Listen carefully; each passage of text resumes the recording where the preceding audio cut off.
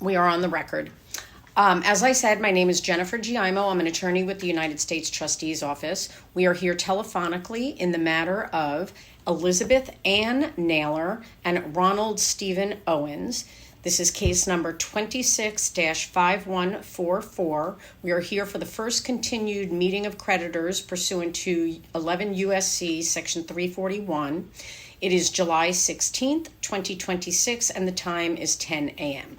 May I please have an appearance by Miss Naylor and Mr. Owens separately? Yes, this is Elizabeth Ann Naylor, and I am pro se in this case. And I'm Ronald Stephen Owens. Okay. And I'm also pro se. Thank you. I understand that we have a lot of people on the call, but I believe most of them are just observers. Is there anybody on the line that is a creditor or interested party that wants to make an appearance? No one. Okay. All right. Mr. and Mrs. Owens, your testimony today, I'm going to be asking you questions, and it's going to be under oath and subject to penalty of perjury. Do you understand that? I do. Yes. Okay. And I'm going to ask you each individually to answer this question. Are either of you under the influence of any medicine or have any condition that would impact your ability to understand my questions or to testify truthfully? No. No. Okay. Having said that, I want to remind you that you both need to remain on this call the entire time that I'm asking the questions, okay? Sure. Uh-huh. Okay. And then what we're going to do is when I ask a question, if one of you wants to answer, I'm assuming that it's going to be Miss Naylor that answers. Mr. Owens, and I'm actually going to say this to both of you. If one of you answers a question and you disagree with it, you need to state it on the record, okay? You need to say, actually, I disagree. This is what I would say. If you don't do that, then it's going to be assumed that you concur, agree with the testimony, okay? Okay. Yes. Yes. Okay. So having said that, I need you on your end to please raise your right hands, and I'm going to ask that you both separately acknowledge the oath. Do you each solemnly swear or affirm that the testimony you're about to give will be the truth, the whole truth, and nothing but the truth? I do. I do. Okay, thank you. Okay, so we're here for your continued 341 meeting in your current Chapter 11 case. So you filed a Chapter 13 bankruptcy case on August 14th, 2025, correct? Yes. Okay. And at that time, you filed a document, schedules, and statements in that case, correct? Correct.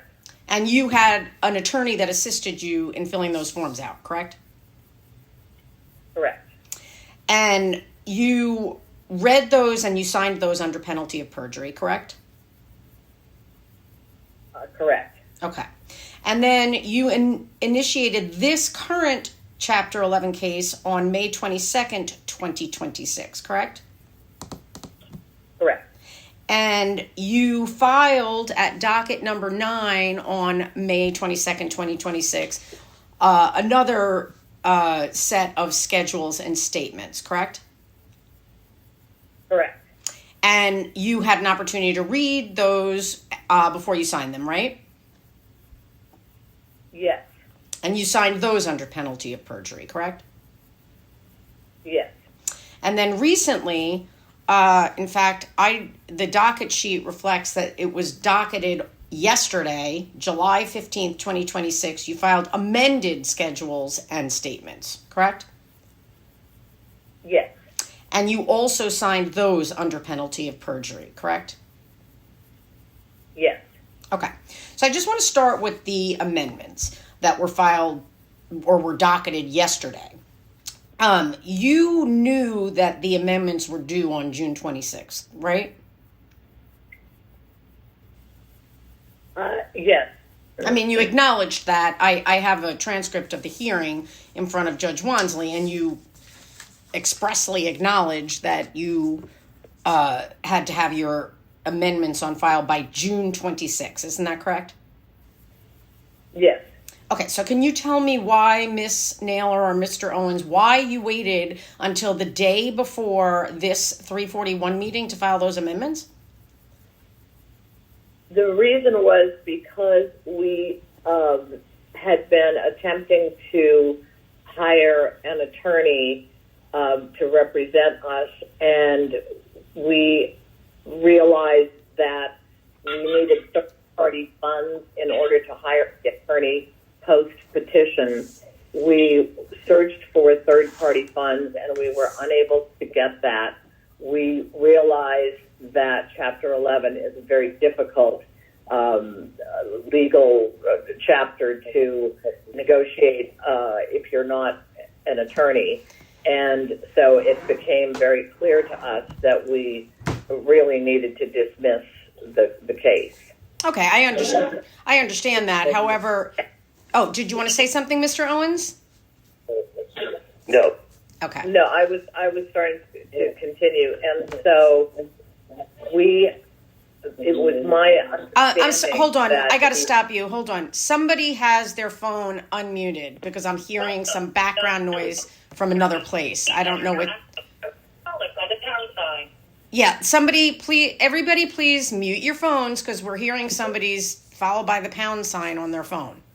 You're interrupting this meeting if you're not going to have your phone on mute, please. Okay, let me back up. So you were explaining that the reason you failed... Recognized. Please re-enter your access code, followed by the pound sign.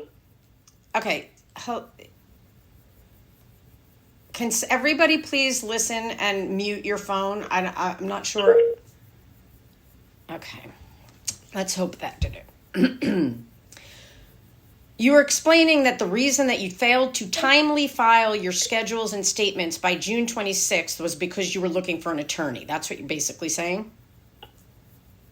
Yes, my understanding really was that I needed an attorney to navigate this entire process the right way.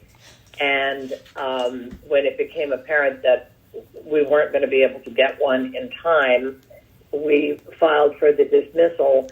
And then my feeling was that since we filed for dismissal, that those documents were no longer going to be needed. Okay, but there was no court order that said that you didn't need to file those documents. No, again, I didn't understand the process. Okay, well, you filed your motion to dismiss on the same day that or 2 days before the documents were due. And we did have a hearing on July 1st, and you were told on July 1st that you needed to get those amendments on file, correct? Correct. But yet you waited until yesterday? I mean, I'm really flabbergasted that you would think that would be appropriate time for me to go through the amended schedules, that I would only have the file stamped copies less than a full day before the 341 meeting. So you're saying... Yeah, go ahead. My understanding is that we had sent those in earlier, and the auditor in the initial debtor interview a few days ago already had them and was going through. In the hour-long conversation I had with her. She might have had your unfile stamped copy, but I won't work off of a copy that you provided me that was not proven to have been filed.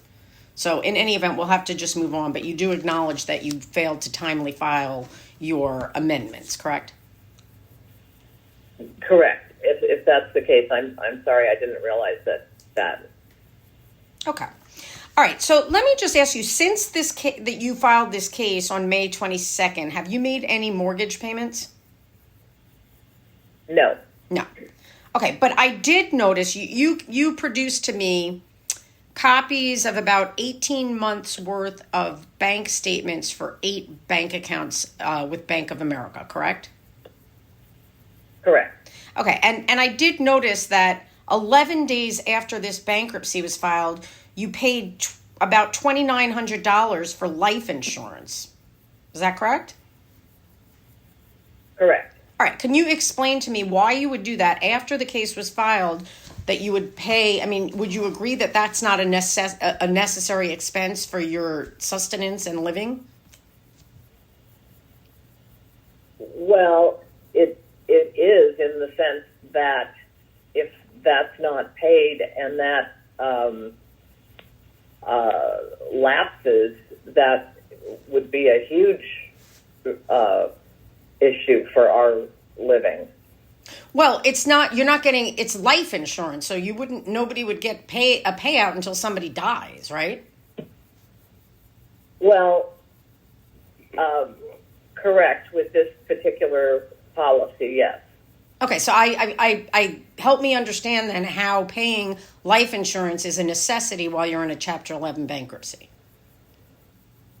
Well, because it's, I view it as something that is a necessity. Yeah. Okay, you're saying that, but but you're not getting any money the life- currently from that life insurance policy, right? That's money that would only come to you in the event that either you or Mr. Owens passed away. Correct, but it's been a policy for 30 years, for probably more than 30 years, so to allow it to lapse would seem to be not a very responsible decision. Okay, but you think that it was more important to pay life insurance instead of your mortgage on your home you're living in? Well, the issue with regard to the mortgage, as I say, we have been trying to deal with the mortgage company for quite a while. We have had different violations, and the $2,900 that we paid to the life insurance would not have done anything with regard to saving the home. It just wouldn't have been enough money to save the home. No, but it's something that you could have made that kind of payment to show some kind of good faith effort to try to pay your mortgage, but you opted instead to pay life insurance, right? No, I disagree with that from the standpoint that if you had seen the statements that we were getting from the mortgage company, we were getting statements indicating that the only thing that would save the house would be to make a full payment of the arrears, or alternatively, a full monthly payment of the amount that was due. There was absolutely no indication that $2,900 would have gone anywhere to save the home. And as I say, at that point also, the home was scheduled for a foreclosure auction anyhow for, I believe it was July the 28th. So it didn't seem like a $2,900 payment would have, done anything at all to save the house at that point. And we also, again, had been dealing with the mortgage company. We had just sent them a letter about a notice of error and issues that we were bringing up to them. So it was, the mortgage issues were in dispute at that point. All right. Well, do you know whether the foreclosure is going to proceed? I believe it's at the end of July. We were notified after we brought up our concerns with regard to the violations that we believe have happened in terms of the mortgage. We were notified that they have pushed out the foreclosure auction to September the 29th. And our hope is that we will be able to reach some sort of a resolution before then. Okay. All right. I'm going to turn now. I want to talk to you about the GoFundMe account, or whatever you call it, I guess GoFundMe account that you set up. Or, well, let me ask you, are you the person that set up that GoFundMe page for Mr. Owens? The GoFundMe was the idea of friends of ours who knew that we were really in a difficult situation at that point, and suggested that based on the goodwill and the tremendous support and following that my husband has had over the years, that it would be a good thing to reach out to people who might want to help. Okay, and so who's the person that authored the request for the donations on GoFundMe? Who wrote that? That was initially authored by someone who was a friend who at the last minute decided, once they were really aware of what was going on with the smear campaign against us, did not want their name attached to it.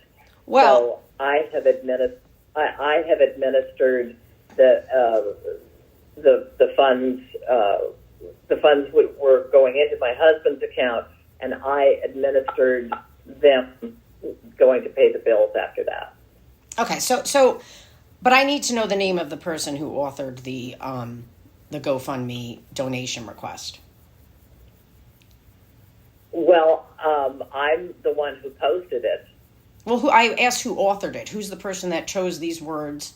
Who wrote it? It was the work of friends of ours who had said. Well, you said it was one friend that doesn't want to be involved, and I'm sorry, but I need to know his name. What's his name? Well, then go ahead and say it was me because I posted it. No, I'm not. Miss Owens, you already testified. No, I'm saying it was people who were friends of ours had said this is what you should do. I understand. And then, as I say, at the okay, well, but, I'm no. You said that you indicated that there was one individual who wrote out this request for the donations, and that after drafting it, that person did not want to be associated any longer with the GoFundMe due to what you call a smear campaign. I need to know the name of that. Yeah. Hold on, let me finish. Let me finish. I need to know the name of the individual who wrote this donation request. I know you're trying to resist it. I know that person doesn't want to be involved, but they are involved. So you need to give me the name of the individual, please. Well, I finalized it. I'm the one that finalized it. This was informal. These were informal conversations about what should be said, and I finalized it. And it was informal conversations with more than one friend who suggested it. So I finalized it. I posted it. Okay, so you're not going to give me the name of that individual. Is that correct? Well, because it was. I don't want to know why. I'm asking, are you going to give me the individual's name, yes or no, that you said that originally authored this? I'm saying put it on me. I'm saying I'm the one that posted it. I finalized it. But that's not. I posted it. But that's not what you said. You originally said somebody else drafted it, and my question to you is: are you going to give me the name of the person that you testified a few moments ago initially drafted this donation request? Are you going to give me that name, yes or no? I said that there were informal conversations. I finalized it. That there were informal conversations, and at the last minute, it was like, no, I don't want to be a part of this. I can't put my family out to be targeted by these people. So who was that person that said that to you? I finalized it. No, who was that who was that person that, hold on, let me finish. Who was the individual that said to you, I don't want to be a part of this? Who was that? I don't want to give their name because, as I say, these were informal conversations.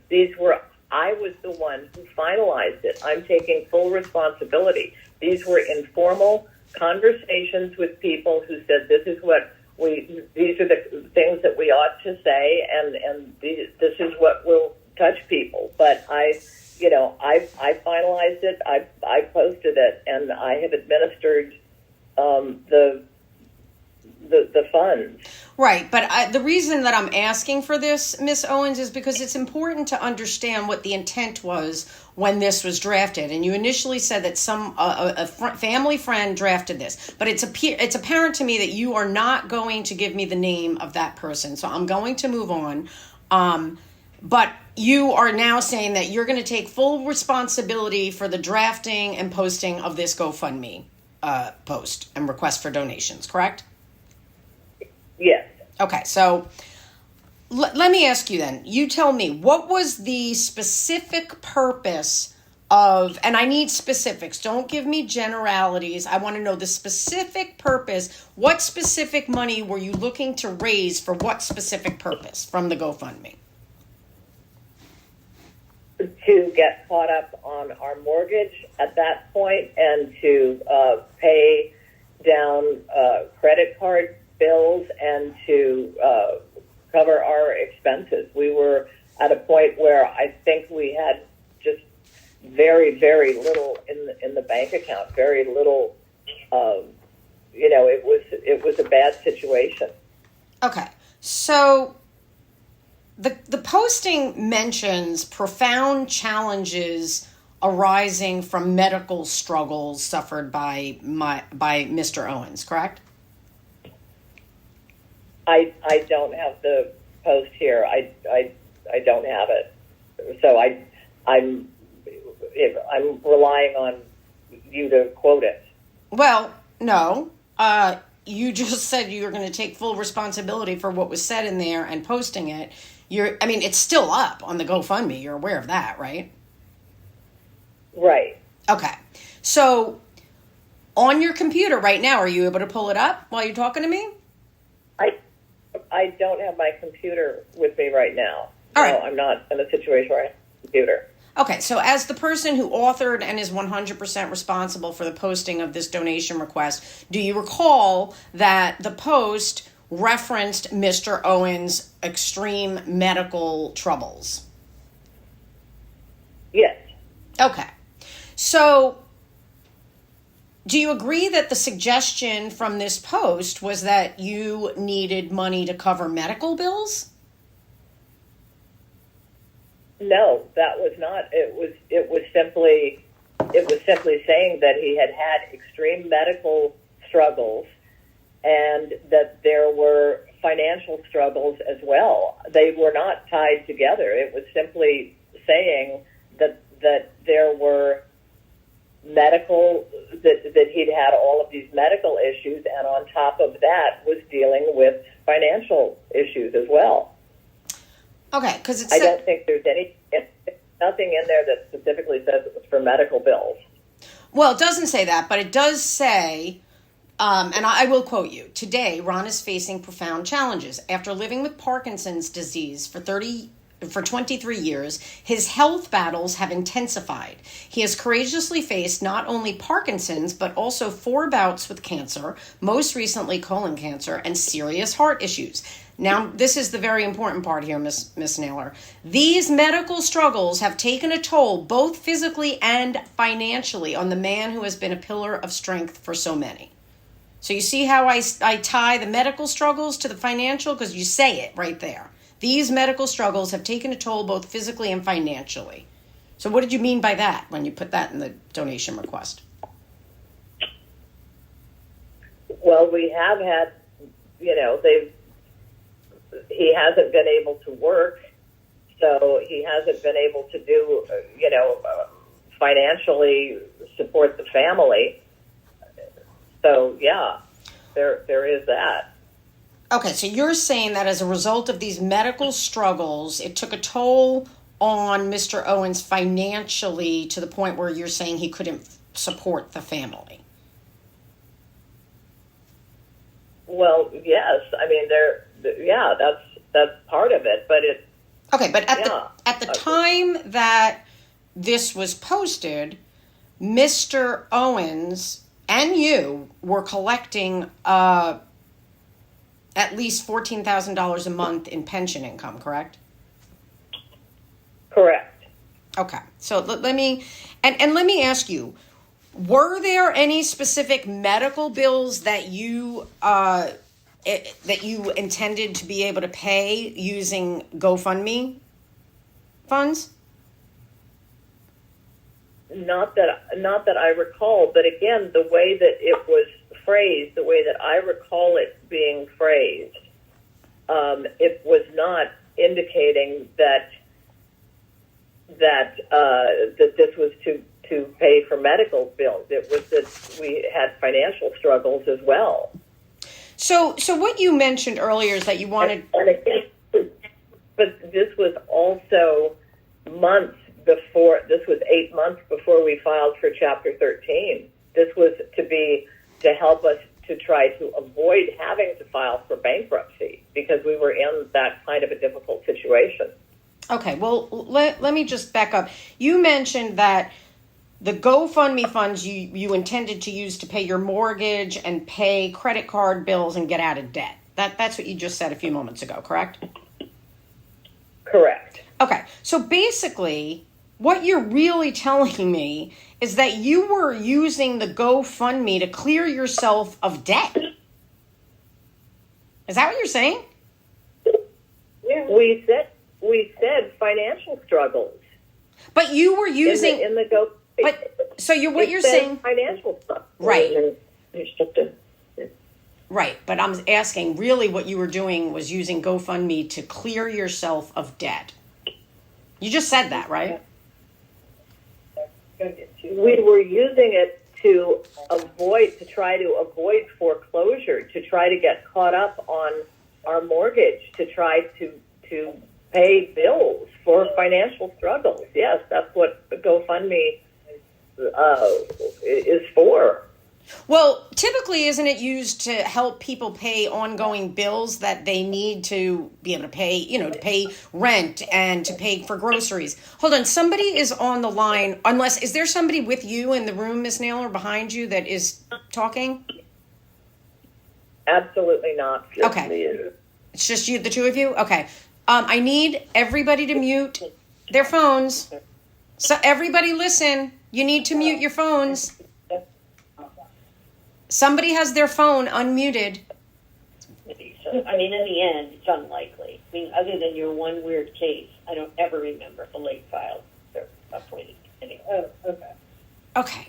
Hold on one second. I don't remember, but we could have. But that's how rare it is. We think how young we were when we had a child.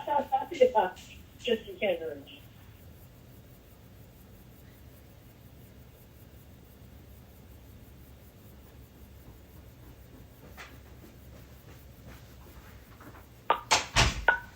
Okay, I think I took care of the problem. Okay, so, but the bottom line is that you were saying that you wanted to pay past debt, including credit card debt, right? Well, yeah, because if the credit cards weren't paid, we wouldn't have, the opportunity to continue to pay for food and basic expenses. Well, like, for example, one of the credit cards that you deemed it necessary to generate funds from a donation through GoFundMe was Macy's. You thought it was essential to get donations to pay your Macy's bill? We also... I'm asking, no. But hold on. You have to answer my questions, Miss Naylor. I am asking you, did you think it was necessary to ask for donations through GoFundMe to pay a Macy's credit card bill? We didn't ask for donations to GoFundMe to pay a Macy's bill. No, we did not. However, that's what you used. Hold on. However, you admit that you used GoFundMe funds to partially pay a Macy's credit card bill. No. No? We had pension and Social Security money. We had pension and Social Security money that also came in that month that would have been used to pay a Macy's bill of whatever it would have been. I have no idea what it would have been, but not a sizable amount. We did have pension and Social Security money that would have paid for that, and we did not ask for GoFundMe money to pay a Macy's bill. No. Okay, well, do you recall last week providing me with a document entitled Accounting of GoFundMe Funds? Yes. And who drafted that? I did. Okay. So, and that was just last week that you gave that to me, correct? Okay. So on item number 3, I don't know if you have a copy of it in front of you, but item number 3, and you can look at this after we're done, but item number 3 says itemized list of, quote, necessities payments for the calendar year 2025. Do you recall having listed that in your accounting of the GoFundMe funds? Yes. And one of the credit cards that you list here as being a necessity, you made 10 payments to Macy's. It's on your GoFundMe accounting. Are you denying now that you used GoFundMe funds to pay a Macy's bill when that's what you said in the accounting you gave me last week? I was being transparent in terms of showing you what monies had gone out of our main checking account and what they had gone to pay for. If I hadn't included that we had paid Macy's bills, that would have been incorrect. But did we ask for GoFundMe money for Macy's? No. Did we have Social Security and pension income that had covered that? Yes. Well, so I was trying to be very transparent in terms of showing exactly everything that had been paid out of our account and, everything that had gone in. Well, that's actually incorrect because I have your bank statements and there was a lot more money going out than the payments that you list on the GoFundMe accounting. You picked specific payments in your accounting of the GoFundMe funds that added up to $144,000. So you did not itemize all the payments that went out of all of your accounts, correct?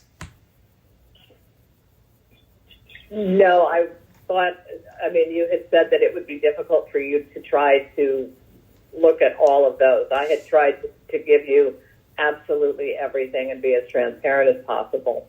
I understand that's what you were trying to do, and I appreciate that. And I appreciate that you gave me a document titled Accounting of GoFundMe Funds, and included in the list of necessities are 10 payments to Macy's that you included as an account on the accounting of the GoFundMe funds. Are you denying now that you used GoFundMe funds to pay Macy's bills?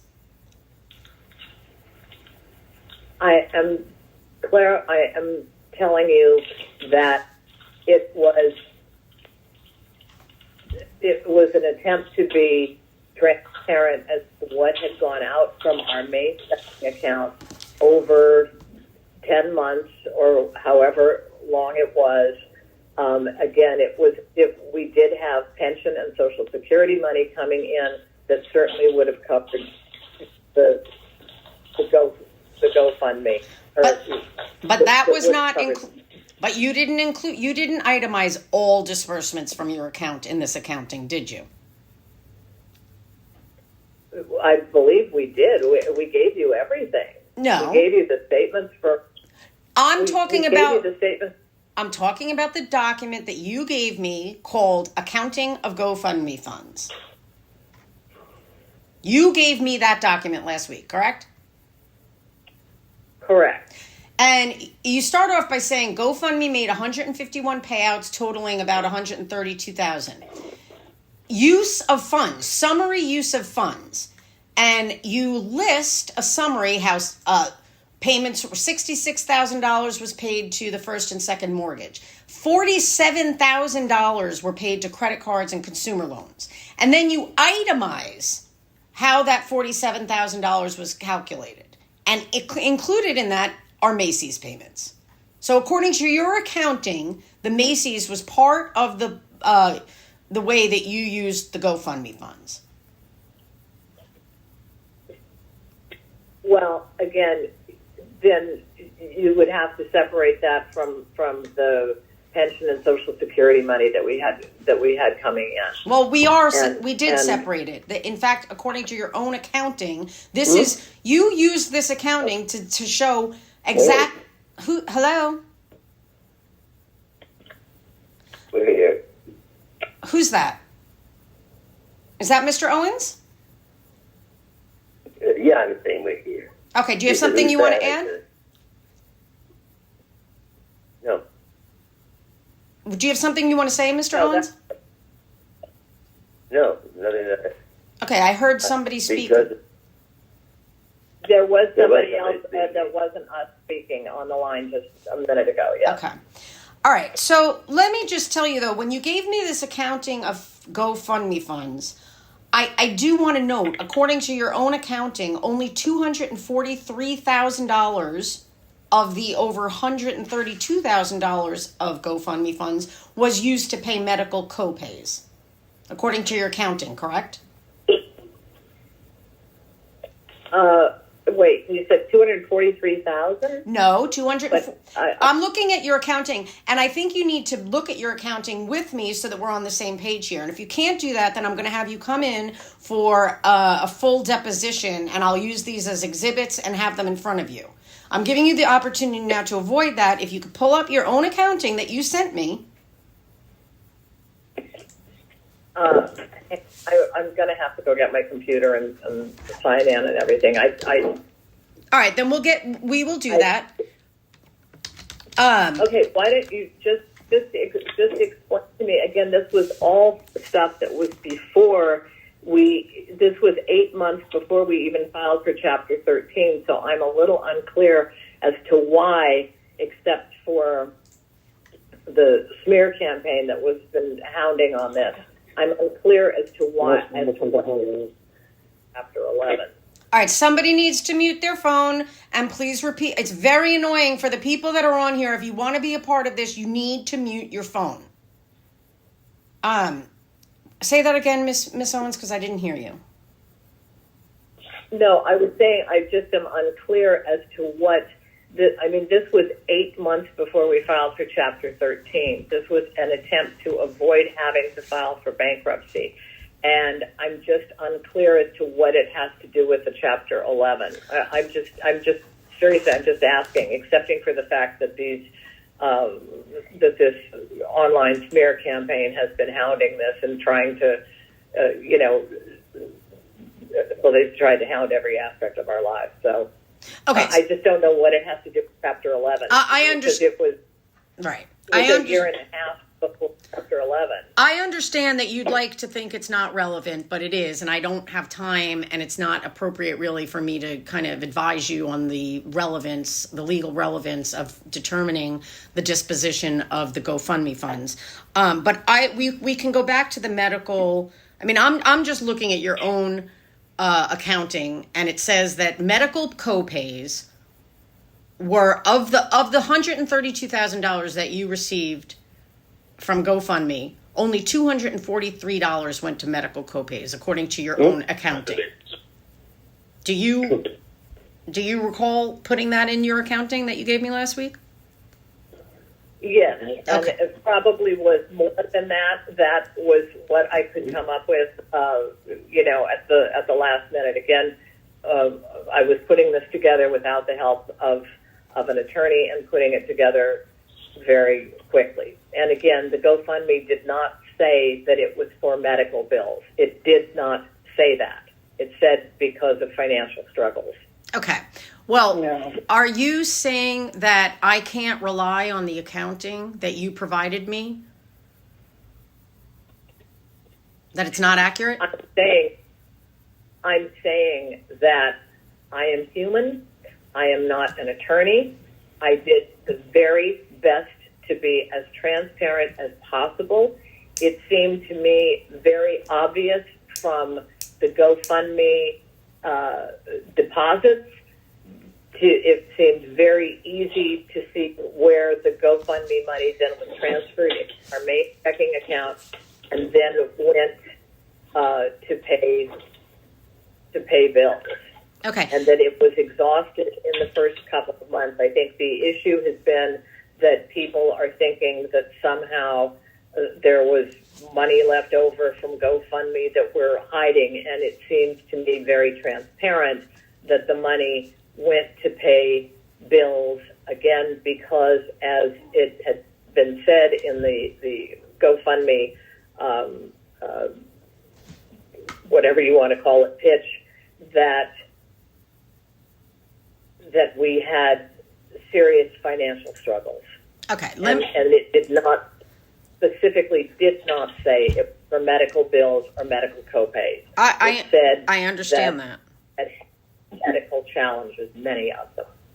Okay, but wouldn't you agree though that by mentioning all of Mr. Owens' medical ailments, the implication was that was going to be the money was needed to help fund health and medical expenses? Would you agree with that? Yes or no? No. Okay. No. Okay, that's fine. That's enough. You don't need to explain. You don't need to explain. It was a simple yes or no question. So you don't agree that the implication from your GoFundMe donation request that the money was going to be used for medical and health bills. You don't agree. No. It was an update for his listeners, his followers, his supporters, who have been loyal with him over 46 years. Hold on, Miss Owens. I'm going to have everybody on the phone right now who's on here check their phone and make sure it's on mute. This is a recurring problem, and I'm not sure. I might have to stop the meeting and have this and ask that we do this meeting not in a public forum because this is interrupting whoever is on the line. I know we have a lot of people on the line, but if you are not Mr. Owens or Miss Naylor, your phone must be muted. I am not going to keep doing this. I understand that there's public interest in this hearing, but you cannot have your phone on not on mute. You are interrupting this hearing, this proceeding. So please, everybody who's on this phone call right now, check your phones and make sure that it's on mute. Please. Okay, we're going to have to, if this happens a couple of more times, then I'm going to continue this and I'm going to ask that instead you have you come in and we'll do a 2004 examination and that will be private. I cannot keep dealing with these interruptions through people failing to keep their phones muted. Okay, so let me just ask you, and to be clear, you would agree that payments to a Macy's credit card would not in any way alleviate Mr. Owens' medical struggles, right? You would admit that pretty obvious fact, right? Yes. Okay.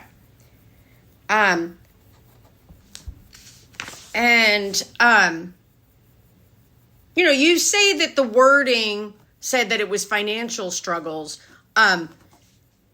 Did you ever state in any responses to donations or any public statements that the funds were being used for things like your Macy's bill? Absolutely not, because they were not. In my view, those were expenses that were being covered by our pension and Social Security. But you'll agree that according to your accounting of the GoFundMe funds, you state that some of the funds were used for Macy's. Again, that was, I think we're going to have to agree to disagree on this one. I have explained how I interpreted it. My effort was to be transparent about absolutely everything we had paid out of all of our accounts. There was no intent to hide anything. And, like a lot of people, we had a Macy's bill. Right. So I understand. So what you're saying is that when you did this accounting, you understood that the accounting of the GoFundMe funds was a request to determine how you used the $132,000 approximate amount of GoFundMe funds, right? That's what you understood it to be? Yes. Yes. And you didn't think it was a request to show the U.S. trustee just itemize all the payments that came out of all of your accounts over an 18-month period, correct? No, I actually did think that was it, and that the GoFundMe was part of that. Okay. Yeah, I did think that you so transparency and GoFundMe was part of it. So you're saying that you believed that when you were told by the judge is the one that ordered you to provide this accounting of the GoFundMe funds. Isn't that correct? Correct. And now if I submit this accounting that you provided to me and I say, Judge, this was the accounting that was provided to me by the debtors, are you going to deny that what you put in here was an itemization of how you used the $132,000 of GoFundMe funds? Will you deny that? I am not attempting to deny anything. I'm trying to be very transparent. Again, we had other funds that came into our main. You don't have to checking repeat account. yourself. I'm going to stop you. I'm going to stop you because we are going to be here for hours and hours if you keep repeating yourself because you're just not answering my question. I'm going to ask one more thing about this. You said that you believe that the accounting of the GoFundMe funds was intended to give the U.S. trustee an itemization of all of the disbursements out of all of your accounts over the 18-month period. Is that what you're saying? My understanding. I'm asking you, is that what you're was- saying? Is that what you're saying? Yes or no? Can you phrase that again? Sure. A few moments ago, well, actually, why don't you just tell me in your own words, what did you believe that when the court ordered you to provide the U.S. trustee with an accounting of the GoFundMe funds, what in your mind did you think you were required to produce to the U.S. trustee? My understanding, my interpretation was not that the court just wanted the GoFundMe. My interpretation of that was that they wanted everything. And so that's why I attempted to give everything and why I told the judge whenever it was when we had the status conference, when I said that we had turned over voluminous statements because I wanted to be very transparent. I didn't want to hide anything. And I did not think that the judge was specifically just asking for GoFundMe. I thought she was asking really for everything and to be transparent on everything. So that was what, I wanted to do. Well, then I'm going to take a break. I want you to go get the accounting of GoFundMe funds that you sent me. I'd like to do that because I need to understand. That's what you're saying. So according to what you're saying, what you provided me was an itemization of all disbursements out of all 8 bank accounts over an 18-month period. Is that what you're suggesting to me? I'm saying we gave you the bank statements. We gave everything that we thought would be, an issue. Everything that you might want to see. And as I say, what I had done when I had initially looked at the transfers from my husband's account that the GoFundMe money had gone into our main account, I thought it was very clear as to what had come in and what had gone out, and that it was basically exhausted after the first couple of months. So that was my interpretation. And as I say, we can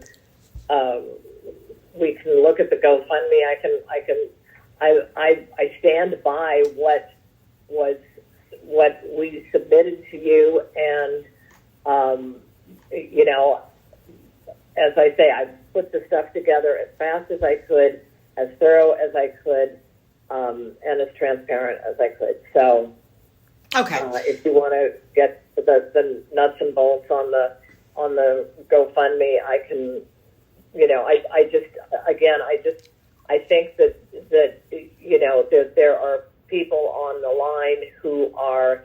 All right, enough. I can't, Miss Naylor, no. I'm not going to allow you to use this as a platform to just start going off. No, stop. I had asked a very specific question. I want to at least have you admit that you provided me with a document that you titled Accounting of GoFundMe Funds. Will you admit that? Yes. Okay. Yes, all right. Of course. And among the other items that you list is that you used funds to pay for ADT home security, correct? Correct. And was that something that helped alleviate Mr. Owens' medical struggles? We have had threats on our life. The answer is yes or no. Did that alleviate Mr. Owens' medical struggles by using GoFundMe funds to pay for ADT home security systems? Well, we have a medical alarm on there, yes, so that if we need to contact medical services, we can contact them through the ADT system, yes. And in fact, night before last, I had to call, okay, I don't need to know about the night before last. That's okay. Please try not to deviate. Please try not to deviate because we will be here all day. Also, among the items that you listed is that there was significant amount of money paid to life insurance from the GoFundMe funds. Is that correct? If that was to catch up again on the life insurance is pretty important. Well, life insurance is not important currently for your day-to-day existence, correct? Well, you're correct in that, but if something were to happen to my husband and we needed and there were a life insurance payout, it would help to pay for living expenses. So yeah, I think in a certain way it is important. And again, it's been a 30-year payment that we don't want to lapse, that he doesn't want to lapse, correct? Yeah. If one of my illnesses determines. I cannot understand you, Mr. Owens. You have to enunciate better or step away from the phone. It's very muffled. Yeah, I let my wife talk. Go ahead. No, I want to hear what you have to say. I'd like to hear from Mr. Owens. I just couldn't understand what he was saying. It sounded like he was on top of the phone. Yeah. When I'm sitting here, I'm trying to absorb it as best I can. I've got a lot of really painful issues going on right now. But what I'm trying to say is you can take anything that we've given to anybody and then just say, is this really count or this doesn't count? The point is, we are as transparent as possible. We don't have some kind of a fund in the I don't know, in Costa Rica or something like that. We have nothing to hide. Everything we're doing is trying to give exactly what you've asked us to do. Okay. All right. So now I want to talk about, you keep mentioning your pension and Social Security income. And in fact, over an 18-month period, you had because I have all of your bank statements and I was able to calculate. You had $378,600 of income from pension and Social Security alone. Correct? In 18 months? Yes. Yeah, in a year and a half, yeah. Okay, and you're saying that those funds were not sufficient to cover your regular living expenses?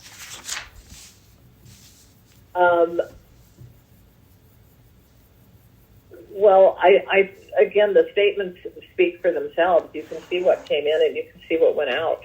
Well, I'm asking you, at the time that you were collecting in an 18-month period, you had income from Social Security and pension of over $21,000 per month at the time that you asked for GoFundMe funds. And you're telling me that even though you had over $21,000 per month in combined income, which was guaranteed income from pension and Social Security, you still needed to ask for GoFundMe funds? Because at that point, we had had a lot of expenses that we hadn't anticipated, and we also, our other sources of income had dried up. And so, yeah, we've gotten in a bad situation. You can tell better than I can from looking at the statements. Yes, I can, and I'll tell you that if you look at daily living expenses, right? And I'm looking at your Schedule Schedule J, and you just filed this. It was docketed yesterday. We're going to look at your Schedule J, and you actually did not properly add up the amounts. Do you have a copy of your amended schedules from yesterday? Again, I don't have my laptop here. We're doing this not in a room where I have access to that. I thought it was just telephonic. Okay, well then I might have to have you come in. I'll do the best I can, but it's kind of frustrating that you don't have your own documents in front of you. If we look at just utilities, mortgage, healthcare, groceries, and home maintenance, you would have in excess of $3,000 a month of disposable income. If you just look at your $20,000 or over $21,000 per month gross income. So if you look at you said what? Utility, mortgage, and what? Utilities, mortgage, healthcare, groceries, and home maintenance. The things that I'm taking out, I did a thorough analysis of all of your bank statements, and there were significant transfers to your daughters. That's number one. So in some way, it sounds like the GoFundMe funds were being used. Well, let's just admit this. The GoFundMe funds were commingled with your income from pension and Social Security, correct? They came in specifically to my husband's account, and the only thing else other than the GoFundMe that comes into that account for him is his Social Security. Right. And then we made transfers from his account to our main checking account to disperse for bills that needed to be paid. All right, I'm going to ask my question again. So, based on what you just said, even though the GoFundMe funds were all going into the 0349 account, which is Mr. Owens' account, correct? Yes. Okay. Those monies were then transferred to other accounts and commingled with the funds in the other accounts, correct? Yes. Okay. So really, once you transferred the GoFundMe funds out of Ronald Owens' 0349 account, there was no way for us to be able to specifically account for how the GoFundMe funds were used, because now it was commingled with your pension and Social Security income as well as business revenue, right? There was no business revenue coming in at that point. Well, If you're talking about when the GoFundMe came in, the main part of the GoFundMe was for I think January and February. I mean, it started in December of 2024, and I think the main part of it came in and went out in January and February, and I don't believe that there was business income coming in at that point on a significant level. I don't believe that it would have been commingled with any business income. all right. Well, now we're going to turn to that, because that's actually a very false statement.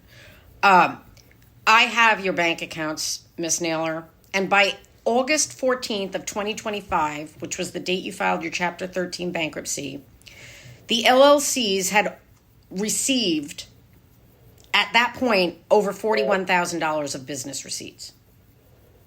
You're denying that? I mean, it says it on the bank statements. Yeah, we have somebody at the door. We're going to say goodbye. I can't understand you, Mr. Owens. Can't understand you. You gotta back up. The bell rang, and we had somebody at the door. We've taken care of the problem. So it's back to Jan. Okay. I'm sorry. So you said that I have done an audit of your bank statements, all 8 of them. It's thousand. It's like, you gave me 8 accounts for 18 months. Each of them is about 400 pages. So I don't know the math on that, but I think it's over 3,000 pages of documents. You filed your bankruptcy, your Chapter 13 bankruptcy on August 14th, 2025, correct? correct. And by that point, your LLCs in 2025 alone, So we're talking January 1st, 2025 to August 14th, 2025. Your LLCs had generated over $41,000 of business receipts. You going to deny that? No. Okay. So you just said With you just said a few moments ago, you said, "Oh, at that time the businesses weren't making money." So do you want to change your answer to that? Yeah, because there was money going out. Everything that was coming in was going out. I don't think that if you look at I think there's a pretty clear trail too with regards to the LLCs that everything that was coming in was going out. There weren't any surpluses. They were going to pay expenses. Well, that's funny because I don't see the expenses, business expenses, as you're suggesting. I see a lot of payments to Laura and to Sarah Owens. There was over $20,000 of payments to your daughter. What is the time frame on the ones to Sarah? Well, didn't you put that in? You tell me. I mean, you're asking me. You tell me. You just filed yesterday You were saying that this was in the time period between the GoFundMe and the Chapter 13 filing. Is that what you're saying? That there were $20,000 in payments to Sarah then? You made payments to. Well, no, that I know that you just recently said that you made payments to Sarah within 2 years of this bankruptcy of over $21,000. But all right, let me see how we can. And those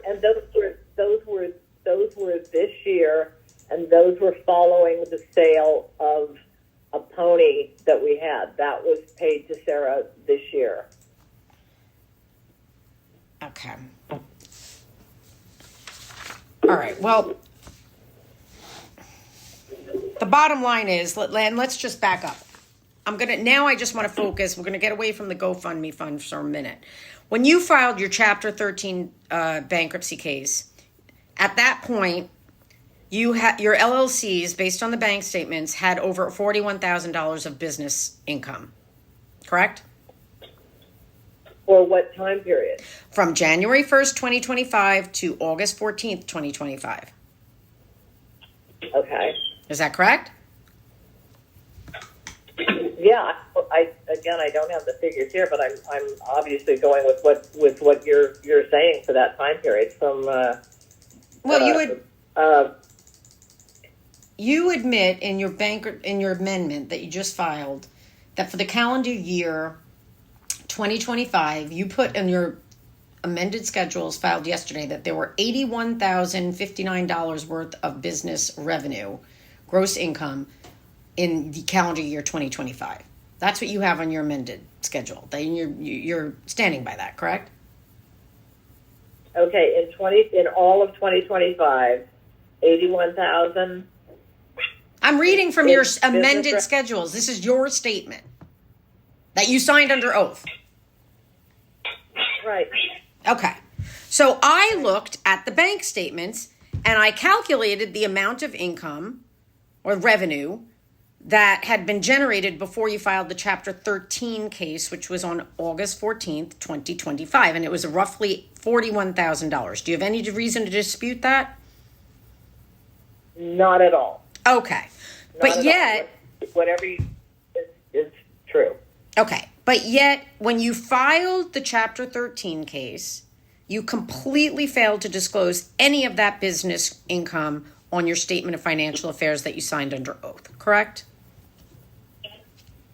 I believe that the thinking on that was that we didn't have anything in those accounts at that time, and that was why we did the Chapter 13, that there was no value from those. No, we're talking about on the statement of financial affairs, you were required to list all gross income from a business for at the time, it would have been 2023, 2024, and for January 1st, 2025 till the date of the Chapter 13 filing. And you said none. And that was false. Then that was incorrect. So that was a false statement. All right. Well, I think that was a miscommunication between me and the attorney who was filing it. I had explained to him that we did have LLCs and that I felt that it was a personal bankruptcy, and we didn't have anything in those accounts at that time. Well, the fact of the matter is it was a false statement, correct?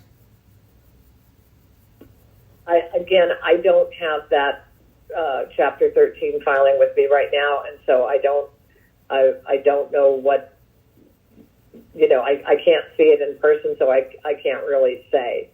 Well, I'm telling you, looking at it right now, I'm looking at it. Docket number 1 from case number 25-7596. You were required to list all gross income from operating a business, and you had none. You said there was none. You're going to deny that? There was none. Because there was none coming in at that time. I think that's what that refers to. There was none coming in at that time, and we were operating at a loss. Okay, you were required to list all gross income before deductions and exclusions. It specifically says that on the form. Well, again, the context of it was that there was no income coming in. Gross income. Well, really? But that's false, actually. What you're saying is a false statement, Miss Naylor, because I looked at your bank statements and there was over $41,000 of revenue generated by the LLCs from January 1st, 2025 to August 14th, 2025. Are you going to deny that? That's what the bank statements say. But I'm saying that as of when we were filing for the bankruptcy, we were operating at a loss on all of those, and we didn't have anything coming in to that's what I think the context of that was. But again, I don't have the documents in front of me, but that's what and you can look at the statements. Anytime we had any money coming in at all from the businesses, it was going right out to pay expenses. It was going right out. You understand the term gross income, don't you? Yes. And you read these the forms that you signed under penalty of perjury, did you not? I had worked with the attorney to, when he had asked me the questions and everything, and yes, I signed them, yes. Okay, and it specifically says on the form, gross income before deductions and exclusions, right? Isn't that what the form says? Well, I'm asking you if that's what that's what the form says, correct? I don't know. I don't have the form in front of me. Again, I would have to look at the context of it, and I'm trying to explain to you what the context was. We did not have. Okay. You seem to have understood what was required to be disclosed when you filed the amendment yesterday, because you did accurately state that in the calendar year 2025, there was total gross income to your businesses of over $81,000. So you understood it yesterday, right? Right. But you didn't understand it earlier, even though you had an attorney earlier? No, because, again, in the context of where we were when we were filing the Chapter 13, we were not we had to file it because we didn't have income coming in, that we were having losses. We were not profitable. We were losing money. It was a drain. So there wasn't any attempt to hide anything. And as I say, we had filed as a personal bankruptcy, and I was thinking like I say, at the time too, that the LLCs were separate. Well, let me just ask you this. One of the things in the earlier Chapter 13 case, let's just look at, you were supposed to provide the gross income for part of 2025 up through the petition date, for 2024 and for 2023. Okay? Do you recall that? Okay. And this case, which was filed May 22nd, 2026, you were also required to provide 2024 income, 2025 income, and income for January 1st until the date that you filed on May 22nd, 2026, correct? If you say so. Well, you don't have your schedules. I'm going to ask that you go get your computer or whatever. I mean, you don't have hard copies of your filings in this case? No, I stopped trying to print everything out a long time ago because I don't want to know why you stopped printing things out. Please, you're making this longer than it has to be. Can you pull up on your computer while you're on the phone and pull up the documents that you just filed yesterday? Hang on a second. We need you to do that because you are sitting here claiming to be ignorant about documents that you've signed and filed in this case yesterday under oath. I'm not claiming to be ignorant about anything. You're saying you're saying that you don't remember, but this is something you filed yesterday. Go get your amended schedules, please. You were asking me about what had been filed in 2025 in the Chapter 13. That was the last thing you asked me. No, I was asking you about, I said you had to, in this case, also disclose your gross income for businesses. I just asked you that, and you said, if you say so. And I'm not gonna work like that. You need to have the document in front of you that you signed under oath so that I can examine you about it. So okay. What? So can you just finish the question for me? Can you just finish the question, and I can see if I can perhaps answer it in that way? Just finish your question for me. Well, yesterday you filed a sworn statement attesting that the gross income of your businesses for 2024 was $40,785. Right? Okay. Is that correct? Okay. Yes. That same information was not disclosed in your Chapter 13 statements. Would you admit that? Again, I believe it was because of the LLCs and the differentiating between the LLCs and our personal situation that we were not. Okay, that I understand. Right, I understand. However, if you look at the question in the Chapter 13 statement, it's the identical question that you answer in the Chapter 11. They are the same exact wording, the same, asking for exactly the same information. In the Chapter 13, you disclosed nothing, and now in your amendment from yesterday, you disclosed over $40,000 of gross business income. They are not, one is true and one is not true. Would you agree? They can't both be true. Well, the truth lies in the context. No, the truth lies in the fact that they were both exactly the same question. That's why you need to pull up the documents. There's no context. They are both the same question, Miss Naylor. Item number 4 on the Statement of Financial Affairs is the same exact question that was on the Chapter 13 statements, that is in the Chapter 11 statements. Now, suddenly, you're disclosing over $40,000 of business income for the year 2024 that was never disclosed in the Chapter 13.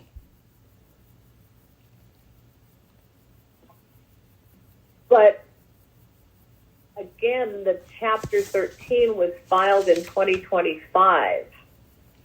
And the Chapter 11 was filed in 2026, and you're going back to 2024.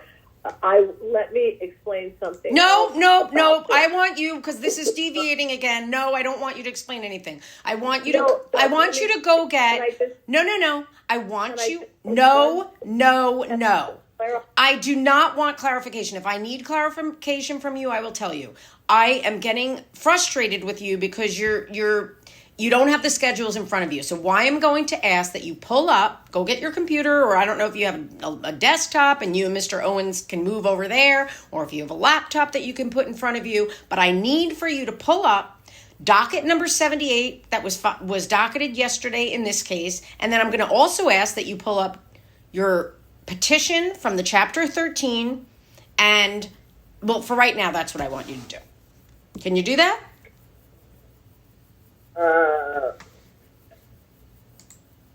I'm wondering about where we can get the petition from the Chapter 13. The point on the 2024 income is that I had not, the difference is that I had not, when we filed for Chapter 13, I had not done our taxes for 2024. So I did not have the accurate information for 2024 when we filed for the Chapter 13. And we also felt that we were filing for the LLCs and not for, that had nothing to do with our personal situation. So the 2024, so then when we did file the Chapter 11 for this year, I had at that point done the 2024 taxes and had a chance to look more at what the actual income was. Okay, well then let me ask you that. All right, I understand what you're saying. Now I want to ask you this. If that's the case, when you filed your statement of financial affairs on May 22nd under docket 9 in this case, you also said there was no business income at all. So if you already knew, hold on. According to what you just said, by that point, you knew what the 2024 business income was, but you didn't disclose it when you filed a sworn statement in this case on May 22nd, 2026. Isn't that true? You didn't disclose it. On May 22nd, we filed the skeleton filing at the very, very last minute. We had thought that we had an attorney who was going to file for us, and he backed out at the very last minute. And so we had to file a skeleton filing and did the very, very bare bones that we could do, and knew that we would be amending it and presumed that we would have an attorney to handle it for us. So that was why there was virtually nothing in the filing from May the 22nd, because it was literally a last minute. May the 22nd was a Friday afternoon before the Memorial Day holiday, and the foreclosure auction for our home was scheduled the Tuesday morning at 10 o'clock. So we were in a position where, we had to do a very bare bones filing, knowing that we would be amending it and adding the correct figures. Well, you didn't say that. In response to the question, did you have any income from employment or from operating a business during this year or the 2 previous calendars, you answered in the affirmative no on a sworn statement. You didn't say yes, but I will amend to give the information. You said no, correct? That's what you said. Well, yeah, no, is that what you said? Are you going to deny? I'm looking at it right now. You said no. When in docket number 9 filed under penalty of perjury in this case, you said no, there was no income from operating a business during 2026 or the 2 previous calendar years. And that would have been that was a false statement, correct? And that was what was on May 22nd? Yes. Well, that was the skeleton filing that I understand. No need to repeat. But I'm going to ask you this. It's still a false statement, correct? Correct. Okay. So you didn't indicate, we're going to amend this. You just said no. There was no business income. Well, that was a mistake. That was A mistake. a mistake on my part. And as I say, we were racing to get it down to your building because we had been under the impression that it could be filed electronically. Okay, I don't need to know. When That's fine. Okay. However, I do want to point out that if you look at item number 5 on docket number 9 filed in this case, you actually say that the gross income from business for 2026 was $12,500. Now, where'd you come up with that figure? That figure was because we had leased a pony earlier in the year. Well, we know that, and I know you're talking about the lease for Frosted Flakes. Yes. And so you said your business income that you list here on docket number 9 was only $12,500, and you say that that's based on the lease of the pony Frosted Flakes. Am I understanding that correctly? Yes. But the fact of the matter is that you were actually paid $25,000 for the Frosted Flakes lease on February 27, 26.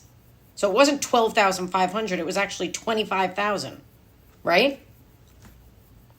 Correct. And the reason that we stated it as $12,500 was because it is for a year-long lease, and I believe we were interpreting the income that up until that point as it being 50%. So in other words, it was, half a year had gone by, and so half a year was $12,500. Okay. But you did not include any other income for 2026 besides this $12,500 on your original Chapter 11 Statement of Financial Affairs, correct? Correct. And outside of the pension and Social Security income, that's basically the case. There have been some contributions to the GoFundMe this year. I think it would be under $1,000 for 2026 because it has remained up there. There would be the pony lease, the Social Security and pension income for 2026. Some, like I say, under $1,000 for the GoFundMe, and well, let's back up. Let's back up. A minor amount. Okay, let me back up. When you filed the Chapter 13 case, you never disclosed the GoFundMe funds, did you? No, we didn't. Again, it was my understanding at that point that those were the GoFundMe is considered exempt, and it's considered more like a gift as opposed to income. And again, it had all been, the majority of it had been already exhausted, 6 or 8 months before, 6 months before the filing of the Chapter 13. If that's your understanding, why did you disclose it on the filing yesterday? Because of the fact that the folks online had brought it up, and they brought it up to the judge, and the judge had asked about it, and we have wanted to be transparent about it. So earlier you did not want to be transparent about it? No, it wasn't a question of not being transparent. It was simply a question of I didn't think that it was necessary. The money had been exhausted, and it was, considered a gift, and I didn't think that it was necessary. You didn't think it was necessary. Okay. I want to quickly ask you, you provided our office with a copy of what is it looks like your 2024 tax return. And Correct. Has that been filed with the IRS? Yes. Okay, because I don't have a signed copy. Is there any reason why you didn't give me a signed copy? I think I just sent you what I had from H&R Block, who had prepared it. Are you saying, so I'm sure H&R Block gave you a copy for your own records of your signed and dated copy, did they not? I can access it online, and that's how I sent it to you. I don't have a printed out copy of it. No. Well, you're going to have to. I mean, I would ask you that you are please go back to H&R Block, and I want a copy of the signed and dated return that was actually filed. Okay. Okay. So the one that we sent you from their portal is not signed and dated. No, it is not.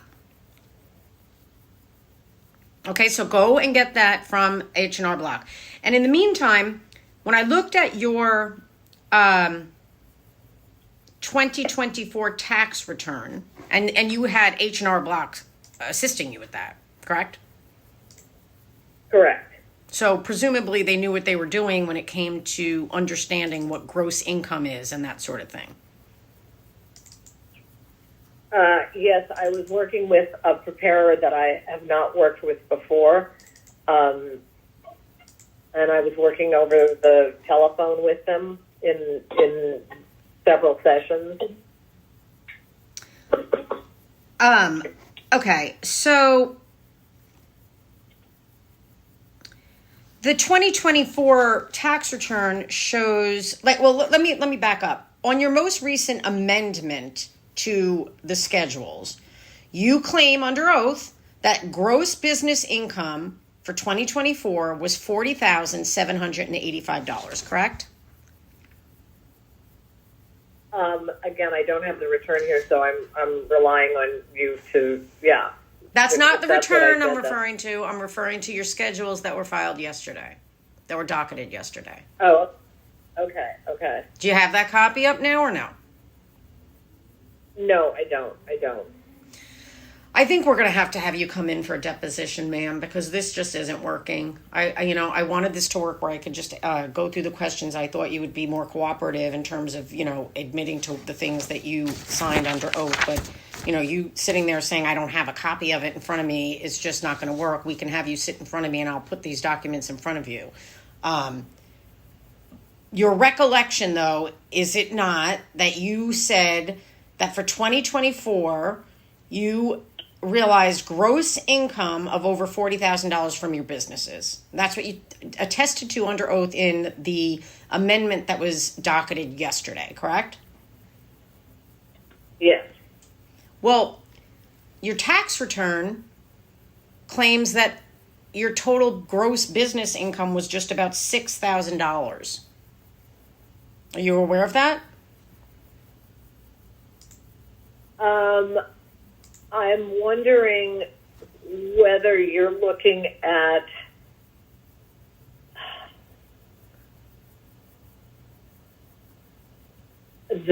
the after expenses. No, let's back up. You had an accountant do your tax return, and I think it's fair for us to presume an accountant understands what gross receipts means. Gross income. So I'm looking at your tax return that you say was already filed. The gross receipts that it indicates for 2024 is only $6,704. That's what you filed with the IRS. That may be for just one of the businesses. I'm not sure. I had looked at it, and I looked it over twice, and it seemed okay. So I'm not sure. Well, I'm looking at your tax return. I'm looking at your tax return, and it shows the accountant that assisted you from H&R Block listed statement of profit and loss first for Nobody Told Me, LLC, which realized gross receipts in 2024 of $6,704. Okay? Does that sound about right? Right, okay. Okay. Now, the next page on your tax return says Quartet Farms, LLC, and there's zero for gross receipts in your tax Okay. return. The next page, Okay. You also have Liz Max, and that has no income. So let me ask you, where did you come up with this figure in the amendment that was filed yesterday showing $40,000 of gross receipts? And this is for 2024. Yes. Okay, well, the 6,704 for nobody told me is, I'm sure, from the, whatever you call it, the 1099s that were for that. For Quartet in 2024, again, I would have to look at my records, but we were running at a loss, and I understand, recall- Miss Naylor. You keep trying to disregard my emphasis on gross income. I asked you earlier, do you understand what gross income means? Do you not understand what that means? Yes, I do. Oh, wait, But hold I'm on. So telling what you, is I don't- your understanding of gross income means that it's the total receipts that the business gets before paying out any bills, right? Correct. Okay, so Correct. you keep talking about how you were operating at a loss. It doesn't matter if the business is operating at a loss. Gross income is the revenue that was generated, and you deviated again because my question was, you attested under oath in the filing yesterday that your gross business income for the year 2024 was $40,785. That's what you attested to in the filing yesterday, correct? Yes. Yes. But that Yes. seems to contradict your 2024 tax return that only claims about $6,000 of gross income. They are inconsistent. Can you explain that to me? And that's what I'm trying to do. I'm explaining to you that the nobody told me income, the 6,704, must be from 1099s that we received for nobody told me. For Quartet, I don't believe we had any sales or income for 2024, any gross income. I don't believe we did because we were running at a loss. As far as LizMax is concerned, we would have had, and I know that I had given the tax preparer the details on the revenue that we had gotten from LizMax, because we did have rental income from LizMax, and so I'm not sure how she interpreted that or whether that was a mistake in her. Oh, okay. You want to say, so you're saying the accountant made a mistake like the lawyers in the past? Is that what you're saying? I'm saying that I had given her the information that there was no attempt to hide any income whatsoever because... Well, then answer my question. You keep not answering my question. How did you come up with the figure of $40,785 of gross income from business that was filed yesterday? Where did you get that figure from? You tell me how you calculated. I'm sure that is from the nobody told me income. It is from the LizMax income from whatever rental we had gotten from that. And if there was any income for Quartet, but again, I don't believe that there was. So I believe that it's correct to say that there was zero income for Quartet. And as far as LizMax is concerned, I'm going to have to go back and check and see because I know that I had given the accountant the information on the rental income that we did have from LizMax. So why it didn't translate, I think perhaps it didn't translate because we had massive losses from that. But I'm saying what we had given to you in the docket with regard to $40,000 in business income in 2024, I'm sure is accurate. Okay, so you're saying that your federally filed tax returns are inaccurate. No, I'm saying I need to look at how she calculated that. Well, there's an itemization of gross receipts, and it says 0 for for Liz Max and for Quartet, and it only says 6,700 for you. Nobody told me. I think maybe she was in putting that in there, that maybe she was saying that we hadn't gotten any 1099s for Liz Max or for Quartet, any documented government stuff that would. I'll have to look, because I do know that I gave her that information and she may have put it, elsewhere. I mean, we didn't have any W-2s or 1099s or anything like that would have been associated with Liz Max or Quartet on the 2024 income tax. That would have only been for Nobody Told Me. All you had to do is look at the bank statements to see the gross revenue, correct?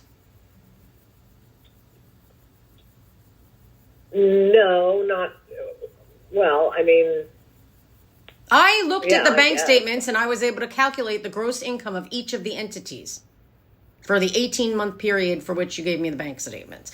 In any event, this is something that I'm going to have to pursue in a deposition with you, because, again, I need you to have these documents in front of you. One of the things that you did finally admit to in your recent filing is that you are paying the living expenses of your daughter, Laura Owens, correct? Correct. And you state in Schedule J that your monthly expenses for her, and you referred to her as a dependent, correct? Correct. Okay, and you say, well, where did you put this? Let me see, hold on.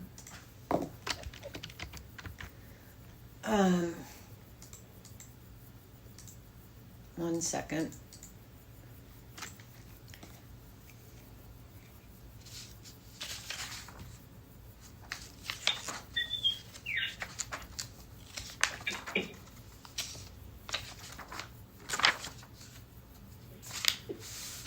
Okay, let me just go. Anthony Grilled by the U.S. Attorney. Jen. Excuse me, who is that? You, Miss Naylor, speaking? Not me. Not me. Somebody just again.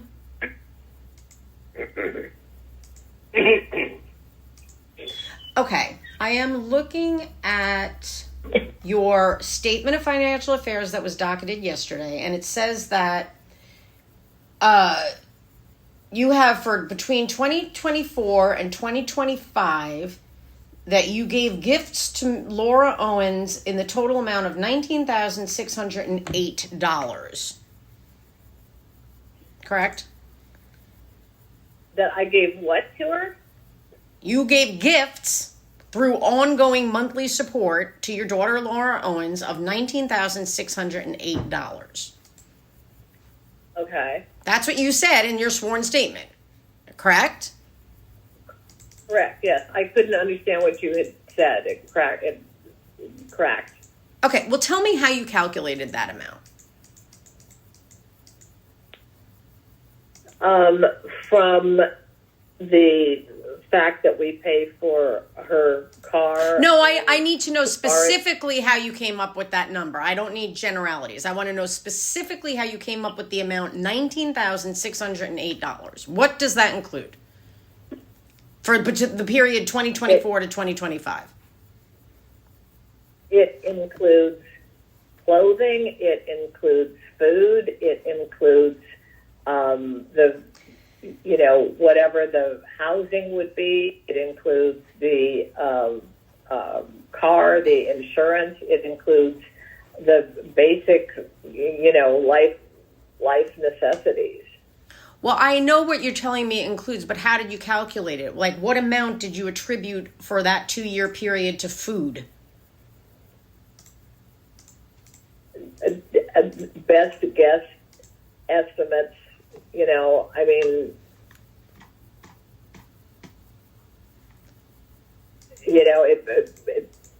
Well, you came up with been more. You came up with this figure recently, and you came up with a very specific figure of $19,608 or whatever it was. Let me go back there. $19,608. That's a very specific amount, Ms. Naylor, and I want to know how you calculated it. Do you have an itemization somewhere that you wrote down, like what it was that you included in that as gifts to your daughter? I was ballparking it. You ballparked a number and said $19,608 for a ballpark figure? Well, again, if you're talking about day-to-day living expenses and having to go back. No, and I'm figure asking out, you, you just said that you ballparked a figure. If you were going to ballpark a figure, wouldn't it be a round number? You said $19,608. That's a very specific number. How did you ballpark a figure at $19,608? Just, again, looking at basically like the cost of the car, the cost of the insurance, the estimated, living things. Just what she would have been, entitled to. I don't run a calculator and keep track of everything. I was trying to estimate that this is. So you gave an amount of $19,608 for as a ballpark figure. Is that you just came up with that out of nowhere? Just a made up figure? Again, no, it's not a made up figure. It's of estimates that I figured, were accurate. Okay, well, let me ask you this. This was supposed to cover the period, according to your own sworn statement here, for 2024 through 2025, correct?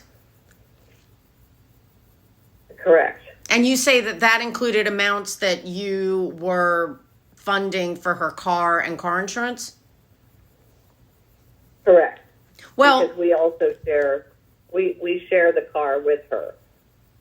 Well, whose name is the car in? Whose name is the car in? The car is in her name. Okay. So I just calculated if you take the amount of the car payments and the car insurance payments for a 2-year period, that's over $25,000. So clearly the figure that you gave for gifts is understated, wouldn't you say? Well, again, I would say that part of that car expense and that insurance expense is used by us. And I would also mention the fact that the car and insurance costs have recently really soared compared to what they were in 2024 and 2025 because of the bankruptcy situation. The car costs soared, as did the insurance. Let me ask you, you're claiming that you're claiming you have some kind of equitable interest in the car? Is that what you're trying to say? I'm saying that we use the car, that my husband and I use the car. Well, you use the car, but do you claim that you have any kind of interest in that vehicle?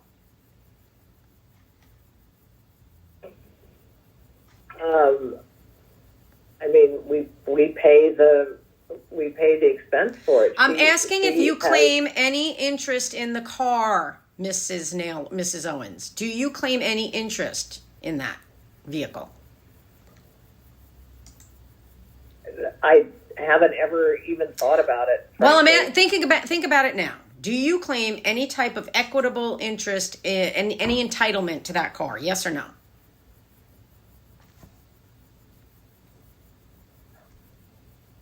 I need a yes or no answer. You either do claim that you have some kind of ownership or equitable interest in the lease, or you claim that you do not. Which is it? Well, I think that legally, since my name and my husband's name are not on it, I would think that legally, no, we don't. But from a practical standpoint, we pay for it. So, Well, you paid for it as a gift to your daughter, you said. That's what you included in the gifts that you listed on the Statement of Financial Affairs, right? yes, yes. Well, let me ask you, when you put down in the amount of, and I guess what I'm going to have to do is ask you formally for documents, and I'm going to be asking for copies of all the insurance between 2024 through today, so I can see it precisely. I mean, you're claiming that it's soared, that all of a sudden it's a much higher amount, but I want to know how much you have been paying exactly on insurance and the vehicle lease, so we could figure out how you came up with this $19,000 gift figure. But I'm wondering, does that figure include the $3,500 of payments you made to your daughter's criminal defense attorney in July of 2025?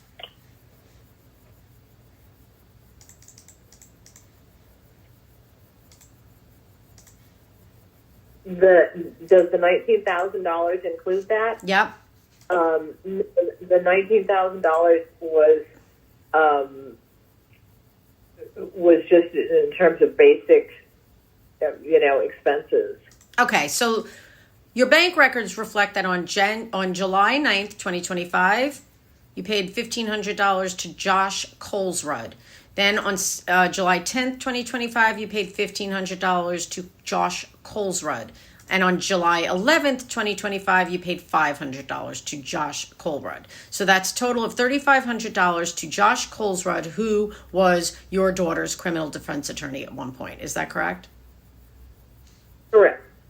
Why didn't you include that in it? Was that when you paid that money, was that a gift to your daughter? It wasn't something I was thinking of one way or the other. It was a legal expense. Well, it wasn't your legal expense. It was your daughter's legal expense, right? Correct. So why isn't that included among the amount that you gifted to your daughter on your sworn statements?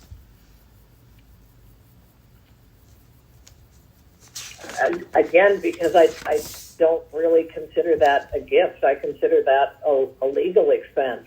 Of your daughter, correct? Well, you're gonna claim. Also, Wait a minute. Just stop. Are you going to sit here and claim that the attorney payments to your daughter's attorney, Mr. Colesrud, was anything for you other than a payment for your daughter's criminal defense? That was for her criminal defense. He was her lawyer, not your lawyer, right? well, part of our family businesses, including our podcast, Nobody Told Me, and, that she was a part of. So I think that helping her defend herself on that helps the family overall and the family businesses overall. I mean, that's so. I think that it's not something that you can just say, oh, that's just to help her. That it needs to be done for the family reputation as well. Okay, so you're going to deny that the money that you paid to your daughter's criminal defense attorney were gifts to her? Well, I'm asking you if you're denying that. Either you admit that they were gifts or you don't. Yes or no? Just tell me yes or no. If you don't think they were gifts, say, I know I don't think they were gifts. If you do believe they were gifts... I'm saying I don't see it as a gift. I see it as an expense for the reputation of the family. Okay. And our ability to go forward with regard to some of the businesses that we've had. Well, is the Nobody Told Me podcast still ongoing? It's still available online, and we are still making some income from it. And yeah. Okay, let's see. I understand that you currently hold $7,000 in cashier checks that were not previously disclosed when you first filed this case on May 22nd. Is that correct? I did not hold the $7,000 in cashier's checks on May 22nd. I just recently took those out. Why did you take out $7,000 of cashier's checks since filing this case? And you took it out of what, your bank account that you had at the time of the bankruptcy filing? Yes, I took it out. It was because we did not set up the debtor in possession accounts, and we didn't do those because we had early on realized that we wanted to dismiss this, and the money that goes into our accounts is Social Security and pension income, and going forward, because we weren't continuing with the Chapter 11, it didn't seem to make sense to set up the DIP accounts. And also my understanding was that I really would need an attorney to go with me to set up those accounts. And as we've previously discussed, we were unable to find counsel for that. So I didn't know whether that was actually going to be required of me since we have filed for dismissal. So I wanted to protect the money that had been in those accounts and to take it out as cashier's checks that I have on hand. If it were to be required that I set up the DIP accounts, I wanted to have that cash available, or the money available to deposit if need be. All right. So what account did you take those $7,000 of cashier checks out of? That was taken out of our main checking account, 0140. I believe it all came out of that account. And what was the source of the cashier's checks? Who issued those to you? Bank of America.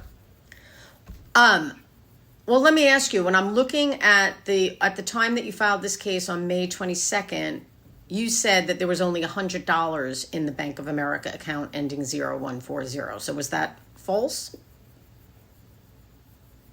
No, that was true. So then when did that $7,000 go into the account 0140? On July 1st, it was. We get our pension checks on the first of the month, and so there were, that's what it had come from the monthly deposits. But it doesn't. Your pension checks don't come out to be a round number of $7,000. So I don't understand. Like how many cashier's checks do you have? I have one for $1,000 and one for $6,000. Okay, and you got the cashier's checks drawn from your own account that held $7,000 in it.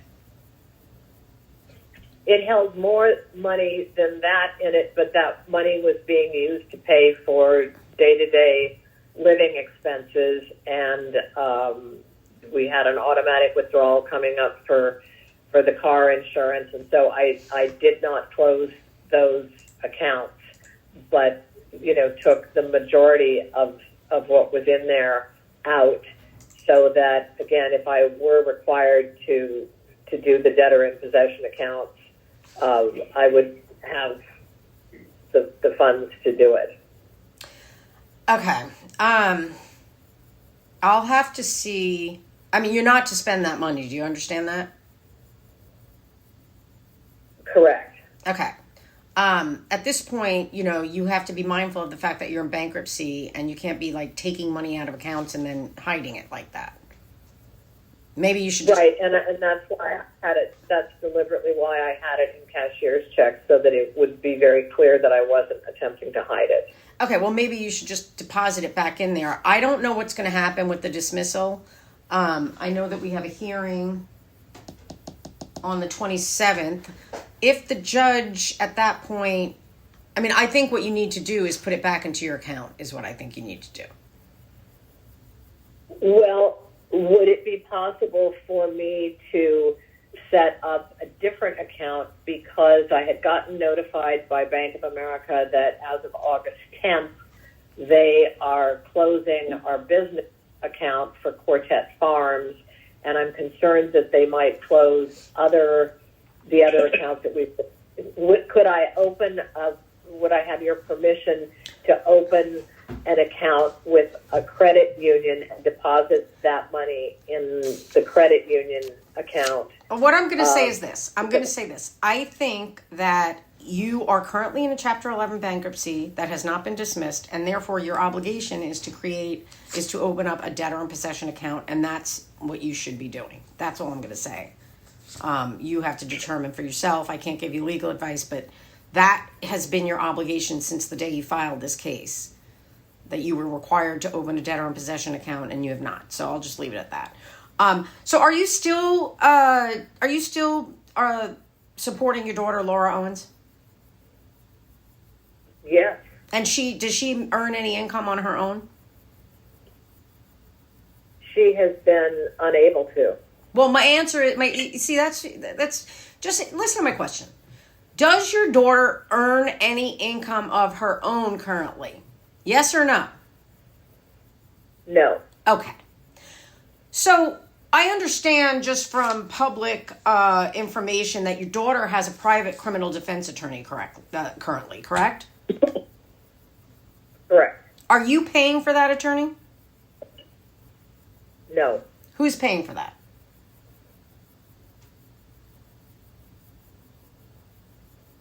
I don't know. I have not addressed this with her. She knows that we don't have the funds to pay her, and I know she's been. You have no idea how on her your own. attorney. You have no idea how your daughter, who lives with you and who completely relies on you for all of her support, is paying for a criminal defense attorney for pending felony counts against her. Is that what you're telling me? You have no idea? Is that what you're I saying? know that she has been working to. Pardon me? I'm asking if that's what you're I know expecting that me. she has been. Go ahead. I'm telling you, she knows that we don't have the funds to help her at this point. And so she has, reached out to others to help her with this. So And the details of it, I don't know. So you have no idea how your daughter's paying for her current criminal defense attorney. Is that what you're saying? I'm saying. No, is that what you're saying? I don't. Either you do not know or you Yes. do know. Do you know? I'm saying we told her we can't help her with it, and I know that she has reached out to others to help her, and I don't know the details. Okay, so you're expecting me to believe that the daughter that you support fully and who lives with you has not told you how she's able to pay for her criminal defense attorney currently. Is that what you're saying?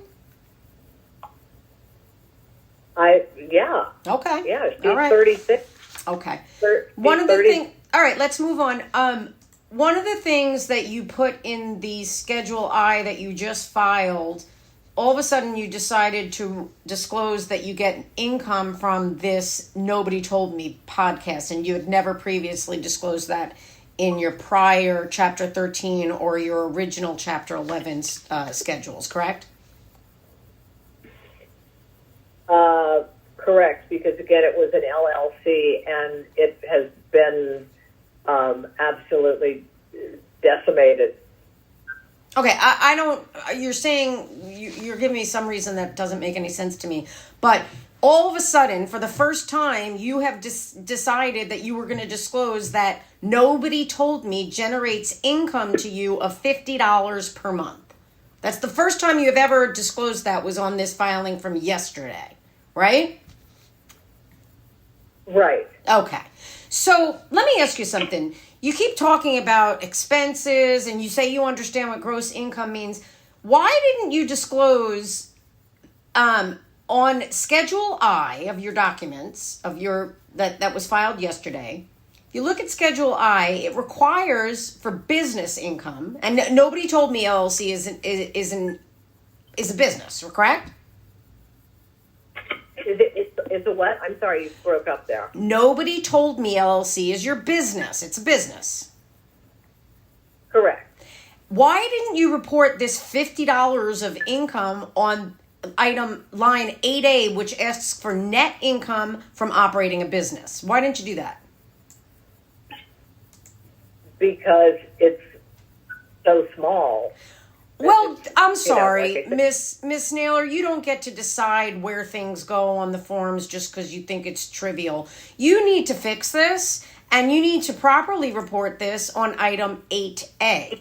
And one of the things that you will see is that item 8A requires that you attach a statement for each business showing gross receipts, ordinary and necessary business expenses, and then the total monthly net income. So you need to do that, okay?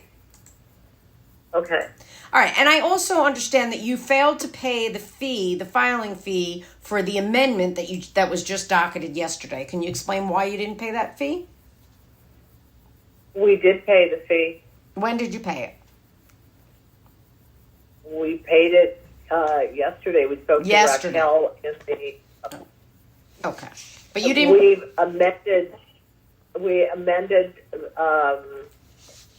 something yesterday and paid it. Paid $34. Is that what you're talking about? I'm talking about the fact that at docket 74, the court or the clerk issued a notice that you failed to pay the fee with respect to this amendment filed at docket 78. Well, it has been paid.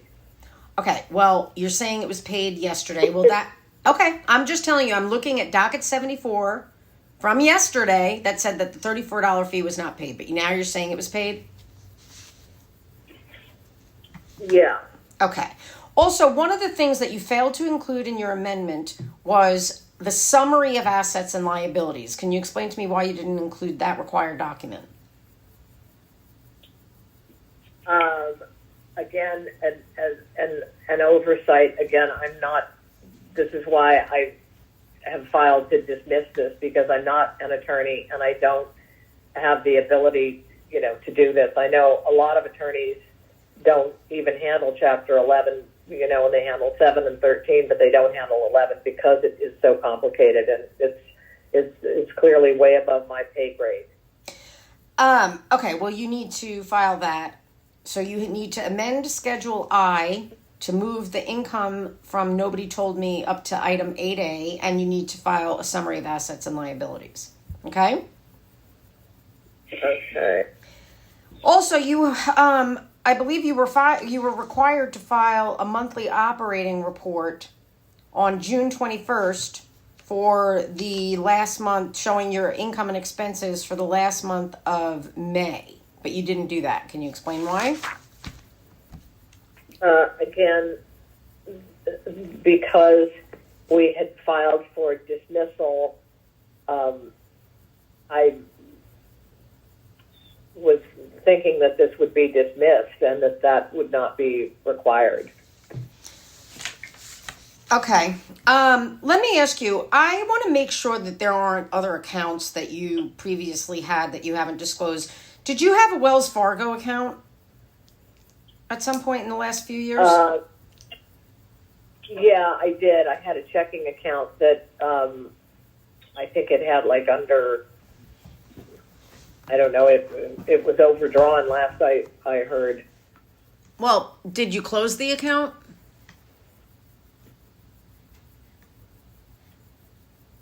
I believe Wells Fargo closed the account. Okay, and when do you believe they did that?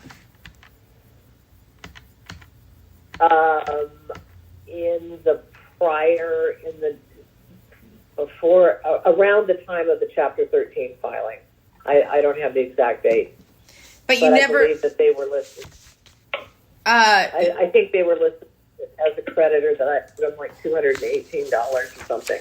Okay, well, they might have been listed as a creditor, but you never listed the account as having been closed within 1 year prior to the bankruptcy. Why not? Well, again, because I didn't close it, I believe they did. It doesn't matter. And I don't know when. It doesn't matter. But I don't know.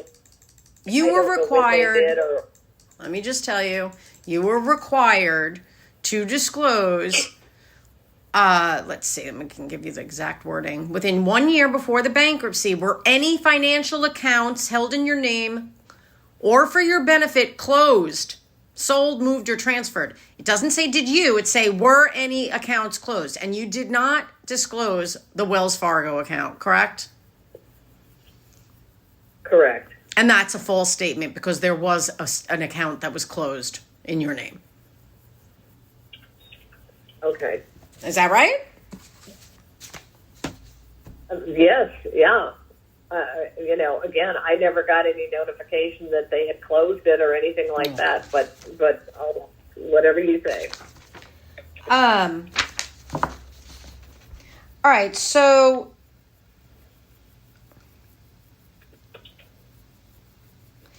you paid between May of 2025 and May of 2026, you made $21,000 of payments to your daughter, Sarah, correct? Uh-huh. And yes, I need an actual answer, no noises. Yes. Okay, so can you tell me what was the purpose of those payments? Those payments were made, they were reimbursements to her. She is a co-signer on our mortgage, and she had advanced her own funds to keep our HELOC, our basic utilities, and our life insurance, and in some cases food costs paid because we were strapped for cash. Okay. And so once we had leased out the pony, well, let me ask you. Can I ask you something? You paid $21,000 to your daughter. Why didn't you take that money and pay it over to the mortgage to prevent the foreclosure? Because it wouldn't have done anything to prevent the foreclosure. Well, it sounds like you're just accepting that there's going to be a foreclosure. Is that fair to say? Because you're not doing anything to try to fix it, but by paying it. Absolutely not. Absolutely not. We're not accepting that there's going to be a foreclosure. But as I say, it was clear from the statements that from the communication that we had received from the servicer that $20,000 was not going to be enough to prevent the foreclosure. So it wouldn't have done anything. And you keep saying that, but if you add up all of these amounts, then maybe it would have done something. I mean, you decided to pay your daughter instead of the mortgage on your home that's now in foreclosure. I mean, that's what you did, right?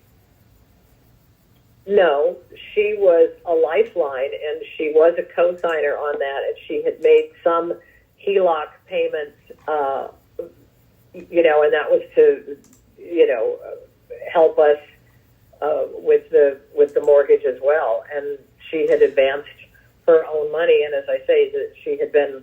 I understand why you did it. I understand what you're saying, but the fact of the matter is, you chose to pay over $20,000 to your daughter instead of paying that money over to the mortgagee on the home.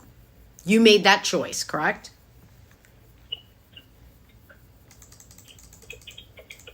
We were in. I'm not asking. I need a yes or no answer. Is that the choice you made? It wasn't a choice that was hoisted upon you by someone else. You chose to pay your daughter instead of the mortgage directly, correct? You made that choice. I'm asking you, did you make that choice? Yes or no? No, it's a yes or no question, Miss Naylor. What did you or did you not make the decision to pay your daughter to reimburse her instead of pay the mortgage on your home?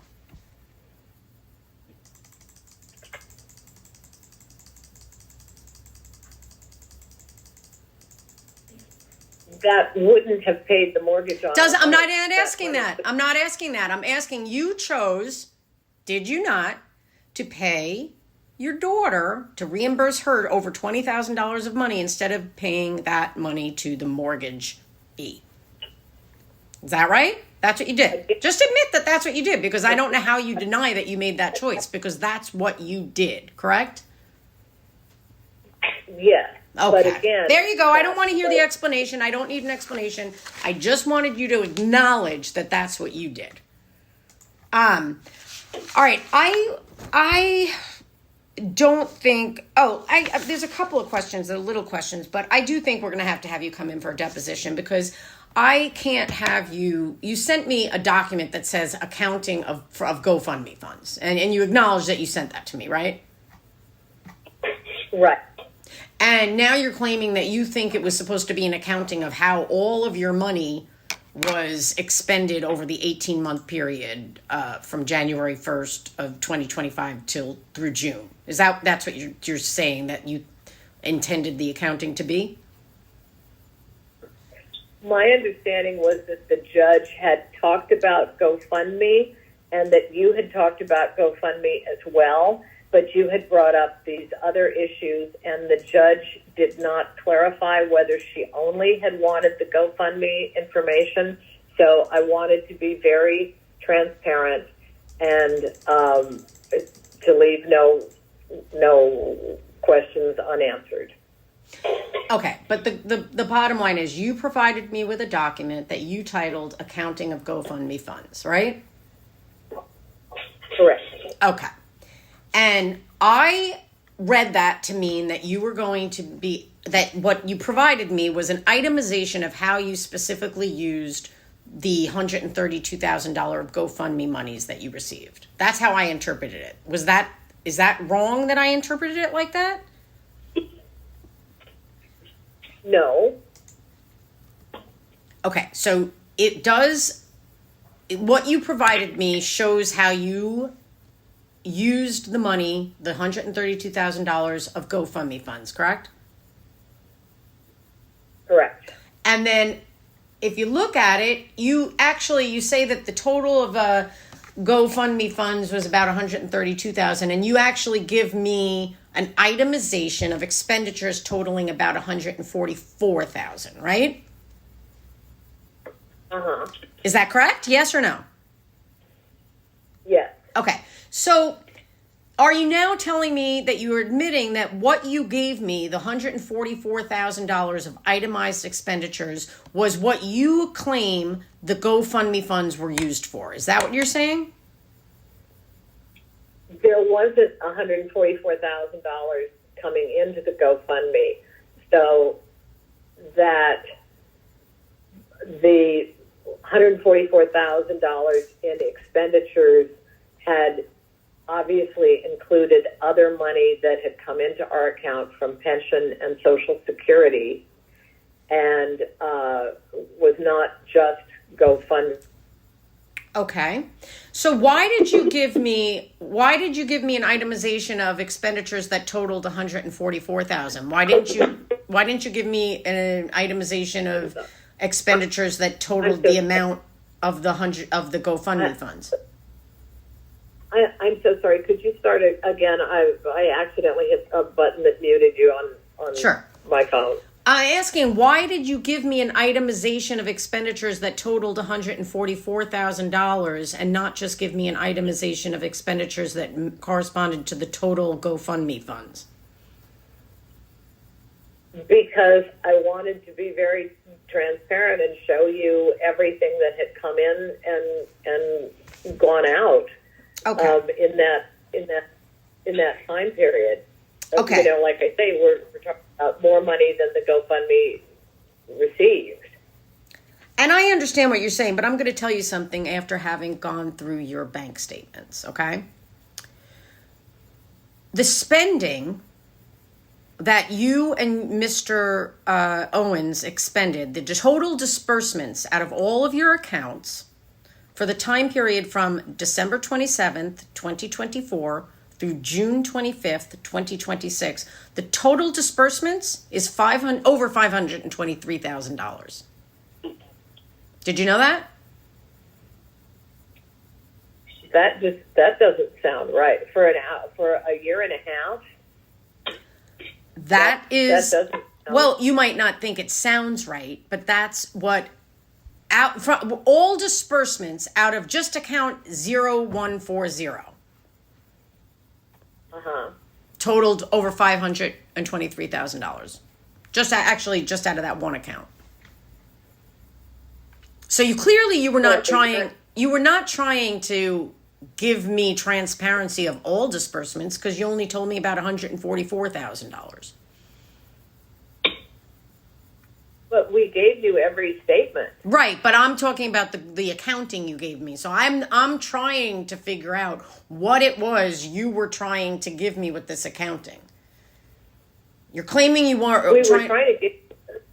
You're saying we were trying to give you the specific GoFundMe in and the GoFundMe out. But you gave me but now when I ask you about that, you're pointing out that the itemization of expenditures was $144,000 worth of expenditures, which is more than the $132,000 of GoFundMe funds. So I'm trying to figure out why you would provide me with a list of payments in excess of the GoFundMe funds if you were trying to just account for the GoFundMe funds. I'm trying to figure that out. I don't understand it.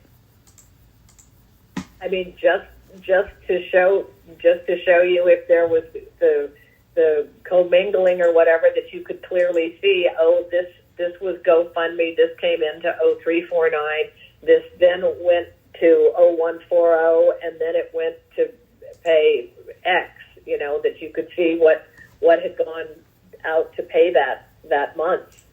I'm telling you that clearly you decided to just pick a selecting number because in that time period that covers this accounting that you gave me, there were actually $523,000 of total disbursements from your account 0140. So you for have a year and a half. Yeah, but that was the account that covered this accounting that you provided me. Right. And so if you figure our pension and Social Security. No. Wait. Back up. I don't want to talk about the income. I'm just talking about the fact that you clearly weren't trying to give me a itemization of all of your expenditures in that, in that time period, because it was well in excess of $144,000. So to the extent, but I understand that I understand, but here's the thing, Mrs. Naylor or Mrs. Owens, if you were going to just try to itemize or correspond the GoFundMe funds and give me an itemization of how those monies were spent, you would have given me an itemization of expenditures that totaled the amount of GoFundMe funds, right? I mean, wouldn't that have been the logical thing to do? Well, yeah. Okay. Yeah. But you didn't do that. You didn't do that. Instead, you gave me this random number of expenditures, $144,000, right? So it was like $12,000 more than what you needed to account for. And now when I asked you about it, you said, well, I wanted to show you all the expenditures during that entire period. But that can't be true because you had, in just one account, there were over $500,000 of disbursements. So I just want you to be clear about what we're talking about here. And I think what we're going to have to do is get you in for a deposition where I can put these documents in front of you, documents that you signed under oath. We talked about, there were clear contradictions between what you said under oath in the Chapter 13 and what you filed on May 22nd in this case, and then what you filed yesterday. Clear contradictions where they just don't jive. And I know you're trying to say, well, I didn't understand that, but it was the same exact forms and you have totally different answers.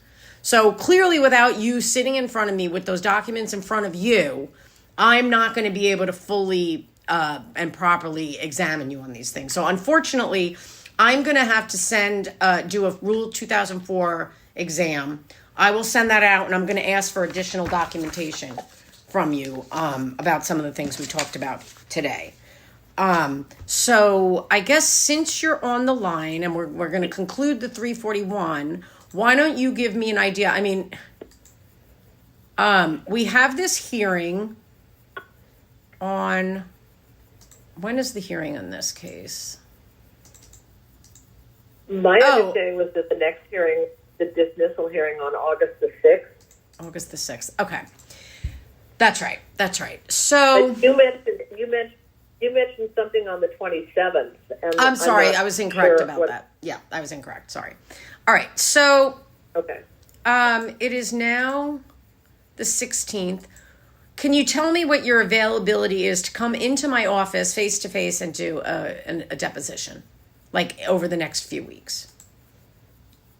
Let me go and get my calendar. Can you hang on just 1 Actually, second? you know what? That's fine. I thought you might know it. Right. Why don't we do this? We will conclude this matter, and then you can send me an email and tell me precisely the dates that you're available, and we can go from there. And I'll set it. But I'll have to file my Rule 2004 request. Okay. All right. So I think that's it. I mean, there's no creditors on the line, so I am going to conclude this matter and we will go off the record, and I will wait to hear from you by email about when we can set up your deposition. Okay? Okay. How long do those usually take, and what date would you like to have it done by?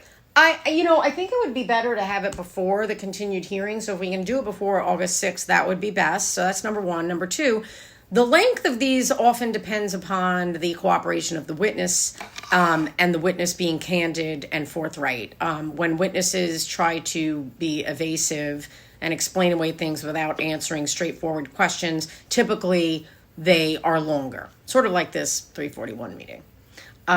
So I'd like to, have you come in, and then we can just kind of go through the documents. I'll have them right in front of you, and then we can try to get to the bottom of this. And, at some point, Ms. Naylor and Mr. Owens, you're going to have to acknowledge that there were false statements made. I know you want to try to explain away the false statements, but we know by looking at your various pleadings filed under oath, you can't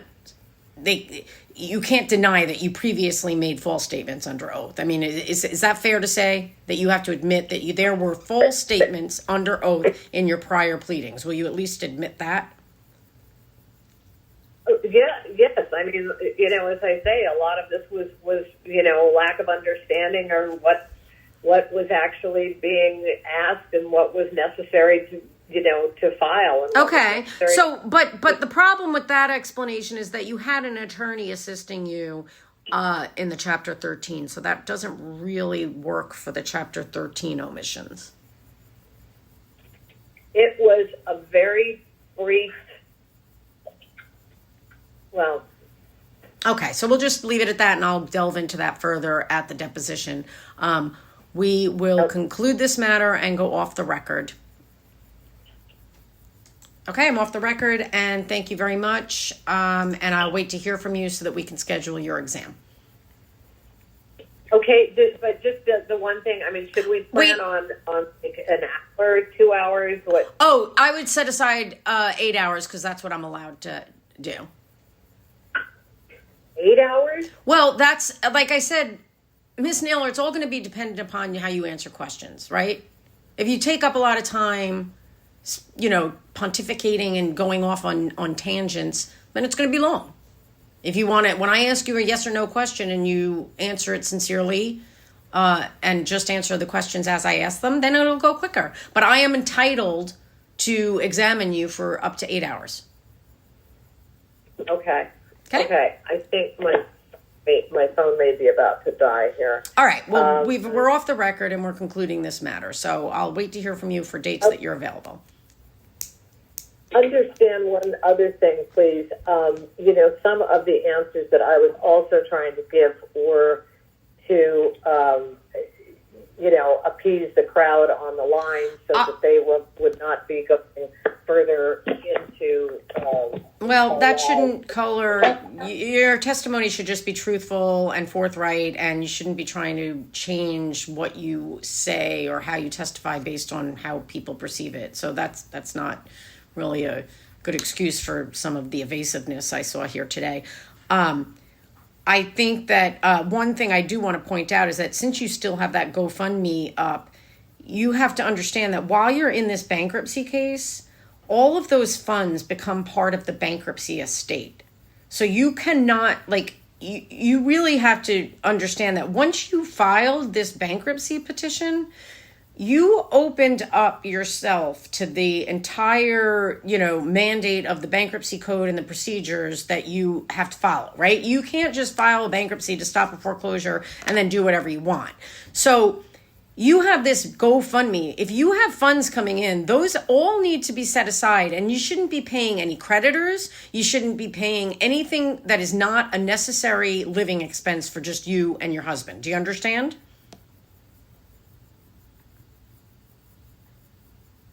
Great. Should we? Did you shut the did you hear what I said, ma'am? I did. Okay. So I want you to be mindful, because if the case gets converted to Chapter 7, any funds that came in while this case was in Chapter 11 will have to be turned over to the Chapter 7 trustee. Okay? But there are no funds. So I can't understand you. You sound like you're in a tunnel. Oh, I'm sorry. Let me see. You there? No, I can't really hear you. Nope. I'm sorry. All of the funds were gone a year and a half ago. Well, I'm just And the talking. house is on Yeah. the- I'm talking about the fact that the GoFundMe page is still up. So you still might be getting, and I could see, just anybody in the public can see who's donating and when. So if there's money that still comes in, I don't know if people are still donating. If they are, I'm just telling you that money that's coming in from that source, you need to make sure that every dollar that you have of income into your account needs to be accounted for, because you're in bankruptcy now. I just want you to be aware of that. Okay? Right. So you're saying it might be smart to just close the GoFundMe and then not leave it up there? I think that's for you to decide. I can't tell you what to do, but I'm a little confused as to why you still have it up when you said you said that it was to get yourself out of debt so you didn't have to file bankruptcy, but yet you're in bankruptcy anyway. So it seems like it doesn't seem to align with what your stated purpose of the GoFundMe was, but that's for you to decide. Right. Okay, so just so that I know when we do the other hearing, what specific areas are you wanting to further explore? Well, clearly we need to sit down with and look at the schedules you filed in the Chapter 13, the schedules you filed originally in this case, and then the schedules that were docketed yesterday. And we need to go through them. We're going to go through them line by line, and you're going to see, I want you to see the stark difference in the testimony under oath, because it's pretty apparent to me that you made false statements under oath. Let's just assume, for the sake of argument, that the current amendment filed yesterday is the truth and nothing but the truth. Well, then your prior statements were clearly false. So that's number one. I need to go through those. And I need to go through the accounting with you, because it just doesn't make sense. You were ordered by the court to give me an accounting. It's not even like I asked for it. The court ordered this on the court's own decision. And yet you gave me something that I thought I could rely on. And then today you were kind of all over the place, not really admitting that what you gave me was a true accounting of how you expended the GoFundMe money. So I need to delve into that, because I'm not sure what purpose that was, that you gave me that document if I couldn't rely on it to constitute an accounting of how you spent the GoFundMe money. And clearly I can't, because one of the items was the Macy's, and you're saying that, no, that was not part of how we used the GoFundMe money, but that's what your accounting says. Right. But and again, like I say, I was just trying to be able to say that, look, this money had gone out, and yeah.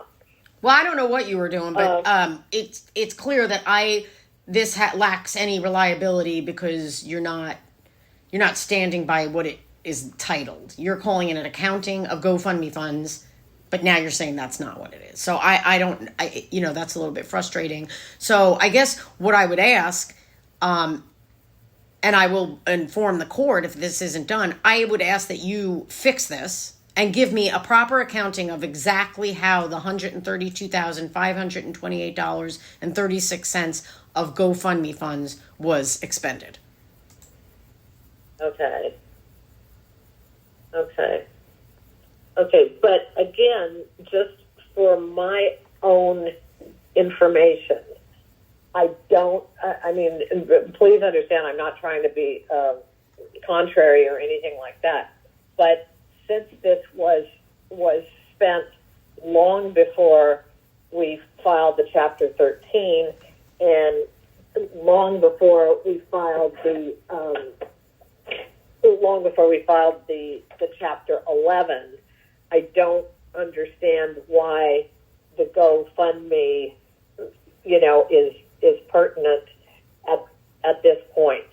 Okay, I understand that you don't understand. I don't know what to tell you about that. It is. I just don't know what to tell you about that. I mean, it's relevant. One of the things that actually concerns me is that you misappropriated GoFundMe funds and misled donors, and that opens yourself up to potential claims. So we have to know whether or not the creditor class, whether you've properly identified all potential creditors. Because in what sense? I mean, again, please, understand. I'm really not trying to be confrontational here. I really don't. I understand you don't understand, but I think, and maybe for a minute, just think about this. If you look at the posting on the GoFundMe, there's a suggestion that there are funds needed for medical expenses and because you're having financial troubles. And I think that it would be fair to assume, most reasonable people would assume that funds would then be used for paying bills that are necessary for your day-to-day living, paying for food, utilities, phone, groceries, medical things. I don't think it's reasonable to assume that donors would know or expect that GoFundMe money is being used to pay Macy's credit card bills. I don't think so. And I don't think it's reasonable for people who give money through GoFundMe to think that their money is being used to fund life insurance or ADT home security systems. I think that is something I need to explore because, like I said, there's a potential claim out there, and we need to see the extent to which your schedules are accurate in terms of disclosing all potential claimants against you and Mr. Owens. That's just one. But again, with regard to, like I say, the ADT thing, we have had death threats against us. Well, that doesn't sound like that comes from the medical issues. It sounds like that might relate to what you call your smear campaign. And that's fine. You might feel like that's necessary. But my point, Miss Naylor, is that I don't think it's reasonable to put out a call on GoFundMe that talks about your husband's medical ailments and then use that for home security system. That doesn't seem to be the kind of necessity. I mean, you said yourself in the accounting you gave me, you said itemized list of necessities. That's what you referred to it as. And I think it's a bit of a stretch to say that Macy's is a necessity, that life insurance is a necessity, that ADT home is a necessity. I mean, that just goes beyond what I think is reasonable. Well, the ADT thing also, with regard to the medical alert, there is a sweetie, please don't stand up. Please, Okay, I understand that you're trying to explain it, but it doesn't make sense to me. So, you're not addressing the Macy's or the life insurance. So the bottom line is that the judge wanted you to give me an accounting of the GoFundMe funds. She ordered it. So I feel that based on the court's order for that document, it is my obligation as a trial attorney for the U.S. trustee to fully examine the accounting. And that's what I was trying to do, but I was stopped because I was not able to fully examine it with you because you're basically denying what it is that you provided to me was an actual itemization of how you used the GoFundMe money. So we're going to have to get to the bottom of that in a setting where I can put in front of you your own documents, and then you could say, well, you're saying that, I don't see it. Well, we won't have that problem if you're in here and I'm putting papers in front of you. So, I mean, that's the best I can offer you in terms of an explanation as to why the GoFundMe is relevant. I mean, clearly the judge thought it was relevant. So if I were you, I would not question it anymore because the judge thought it was irrelevant enough to order that you provide me an accounting. Okay? Okay, Miss Naylor? I'm not hearing anything in response. Okay. I'm assuming that you hung up. I think her phone died. Oh, okay. All right. Well, that's it. Then I'm going to hang up. Thank you all for joining us.